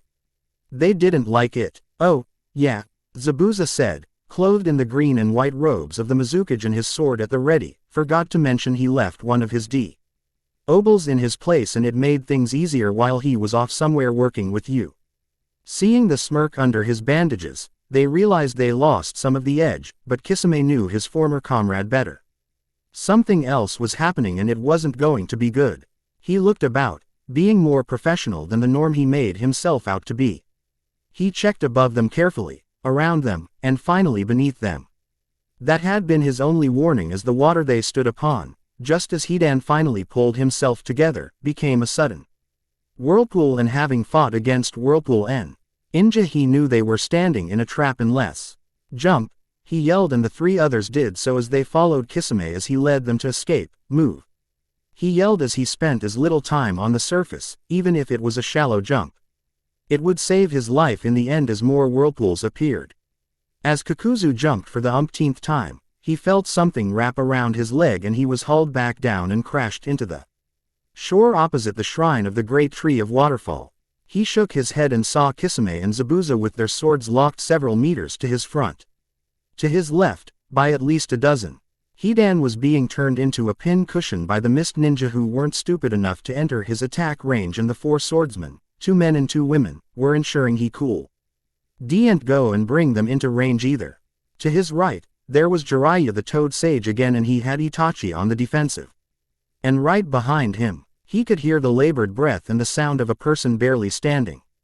Shibuki, Chunin ranked and leader of Hidden Waterfall, Kakuzu stood up and faced the wounded teen. How foolish. You will pay for both your crimes and treason here and now. Shibuki brought his water sword to bear. Fool, and with that 2 were at it.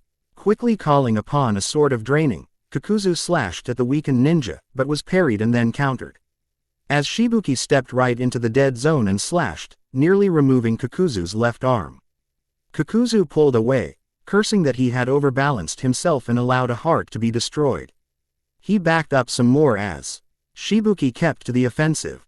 He then decided to use a lightning jutsu as his water jutsu failed, but quickly found he couldn't as Shibuki landed another blow, nothing serious, just a scratch on his hip that stung like a bee's sting.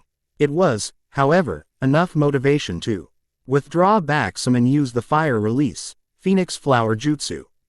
Shibuki dodged, lost his footing, but threw his weapon. Kakuzu dodged the attack, only for Taki to appear and land a hard right to his nose as she collapsed, but behind her Naruto creating several shadow clones and performing what would become a signature move for him. A high kick from Kakuzu's jaw sent him into the air. Hidan roared and launched a deadly attack on a shinobi who had slipped, but his attack was blocked and the 4S Wordsman of the Mist struck with a torrent of attacks.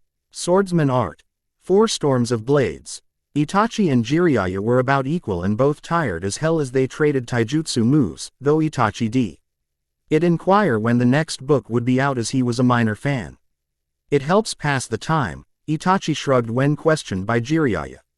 ZU, a clone to the right said as he kicked a second later. I same couldn't stop the move and was sent flying, but as he recovered, there was Zabuza and the new Mizukage struck with a vicious short slash and a back flip kick. Hidan was sent tumbling with many wounds and he wouldn't be able to regenerate fast enough, so he chose to disengage and made for where Kisame was. You are still strong, Master Jiraiya, but in the end, Akatsuki will win, and with that said and the release date known, Itachi also broke off and began to rejoin his allies. Another to the left reported as he performed next second. Kisame landed hard as Zabuza came down after him, ready to end it. But Kisame brought his sword up at the last moment and staved off death as Zabuza dodged an attack from Hidan and motioned for his ninja to remain back as Jiraiya landed next to him and Itachi next to Kisame. Ki, the last clone called out from a kick to Kakuzu's unprotected back. The three Akatsuki members began to withdraw. Kakuzu rose several meters from the kicks into T. He's sky and there already above him was Naruto himself. His leg lifted and ready to perform an axe kick. Kakuzu had been hit in the chin, both sides of the head, and finally to the back of the head, though he wasn't completely dazed. It had hurt. Naruto made contact with his kick. Uzumaki Naruto barrage. Kakuzu was impressed, but was able to avoid the swords below him that would have run him through. And taken out the remaining hearts he had. Still it was a hard landing, but he felt himself picked up by Kisame as Itachi had Hidan and then Itachi unleashed Amaterasu and barred any hope of pursuit while the group fled. Do not pursue, Zabuza ordered, as his ninja and those of the waterfall looked to the new cage, tend to those who were hurt and police the area, make safe the village, and then see to food and rest. Kami knows a lot you need. Zabuza's words were true. Many ninja, especially from waterfall, were not in the best of shape. His own ninja were tired from the exhausting march. They had to perform to get the hidden waterfall village in time. The information had fallen into his lap at the last possible moment and he had a difficult time mobilizing his forces and planning defenses. It would take time and he had to be patient, though that meant his forces would be at half strength, though a sudden general mobilization would have been a lot worse. Sometimes, I don't think I'm ready, and yet, when comes down to it, I seem always ready. Zabuza always had that thought on his mind, the only time he would say he was not ready. Zabuza looked to his adopted daughter's husband. The boy already had been fighting and being in more water than he would normally probably be in one day than in a whole year. Now that the fighting was over, he was slumped near his teammates, the Uchiha looking more the worse. But then again, being slammed into a rather large tree, cue the understatement, would do that to a person. He was just thankful to have arrived. A friend had sent word to him as to the gender and name of his grandson. I talked to him later. For now, we need to rest and make preparations to return home. He had a smile under his bandage mask. He was now leader of his home and it was beginning the process of rebuilding, but first things first. In the end, Zabuza would find that Naruto was emotionally drained and was in a forced slumber, which took about a dozen tries. So he could rest and recover from the hectic mess he was thrown into. Zabuza had only nodded and said that was for the best. He knew though that Naruto was a tough nut, it would take more than his teammates getting serious thrashed to break him. Still, the boy had frozen up at the sight of Kakuzu, but he also recovered to do some damage. Indeed, genin in rank, most likely a higher C-class ninja. It was going to be interesting when the boy got into the Chunin exams. A little over a week since the raid on Hidden Waterfall had passed and the medics allowed Naruto to fully reawaken. The boy was not so surprisingly displeased, but he was now up and about and fully rested and able to think clearly. He was also hungry as hell, but thankfully, teammate had escorted the Ichiraku family to Hidden Waterfall and Naruto was a bit content with about 11 bowls of ramen in his gut. Then he went looking for his teammates. They were already sent back home. Naruto, Yuhi Kurenai told him, and the boy was as predictable as painting drying. What was heard throughout the village, though he was informed why he was held back. Naruto was then led to see Shibuki, who was still recovering. Hello Naruto, Shibuki greeted with a smile from his hospital bed. Looking better Shibuki, Naruto replied with a smile of his own. Yes, but I'm still out of it for a while, though I wanted to say thank you and to inform that one of our kunoichi, Taki is her name, is being handed over to the Leaf for protection and to help you with any issues that come up with your burden, as she too carries one. Sheeb. Uki had seen the look of surprise on Naruto's face and of fear, but then it turned to relief. That he wasn't alone. Also, as a gift, we are giving you Hisame, the woman who was one of Suian's lieutenants, Shibuki said. Surprising both Genin and Junin. What? Kurenai yelled, taking offense. Sure, it was a part of, albeit a bad part, of being a kunoichi, but that didn't mean she had to stand it. She will be of use to you, as we are in need of allies, but there are so few in that, reportedly Hanzo of Rain is dead, Shibuki said with a nod, knowing that Kurenai would object and take offense. But this is also a way to show that Naruto is to be respected as Hisame is.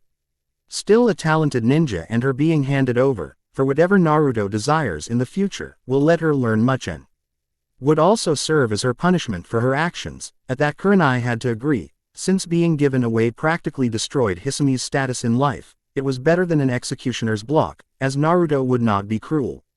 But he would still be tough as his heart would allow anyways, and Shibuki knew that.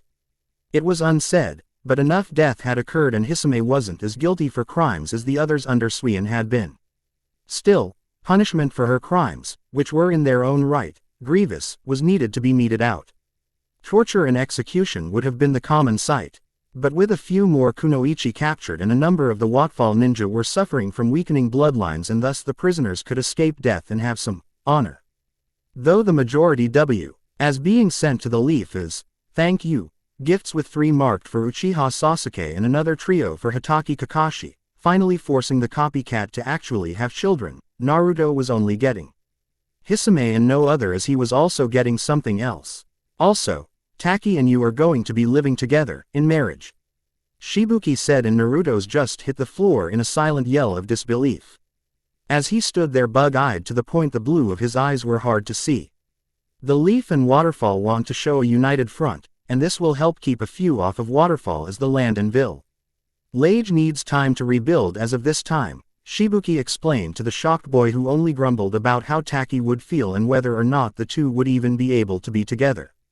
Relax, you are a popular ninja and have great political power as the adopted son of Momochi Zabuza, the Rokudime Mizukage. That made Naruto blinked as Kurenai explained that in several weeks, he would be Dikla. Read the adopted son, and his marriage to Haku would be formalized with her having to decide on a personal name, and that whether he would carry the Uzumaki or Momochi. In any event, you will become the son of a Kage. A high place and honor, and referred to as a royal as such. Naruto was standing there for one moment and the next was thud as he fainted. He was royalty, but both being of a Kage's blood and of royal descent. He took it better now than I would think. Shibuki and Kurenai heard Kana, the Chunin that Kirasame had assaulted earlier, the silver-haired green-eyed Kana, as her tan skin had a healthy shine to it as opposed to just over a week ago, and a ring on her finger as she lay in the next bed just beyond Shibuki. Chuckle indeed. Shibuki could only nod, but knew that any LD born through such a union between Taki and Naruto would be legendary in their own right. Meanwhile, back at the Hidden Leaf, things were much different when compared to the returning sense of calm in Hidden Waterfall. The Mizukage had left behind something extra, as a sign of peace. It was a Wambi Meni. It was this woman that had helped chase off Akatsuki, even though she wasn't supposed to get involved. She was a strong woman of great character and even greater pranks. The bane of one Hokage and the love of another. Uzumaki Kushina was resting peacefully, since her return to the Leaf Inn. The medics were not happy with what they were finding. Finally, this chapter is finished and talk about revisions. I had to change several things and the research material is just confusing as hell. Still, managed to get this down, but this one will be delayed by at least 48 hours to give time for the previous chapter to be seen.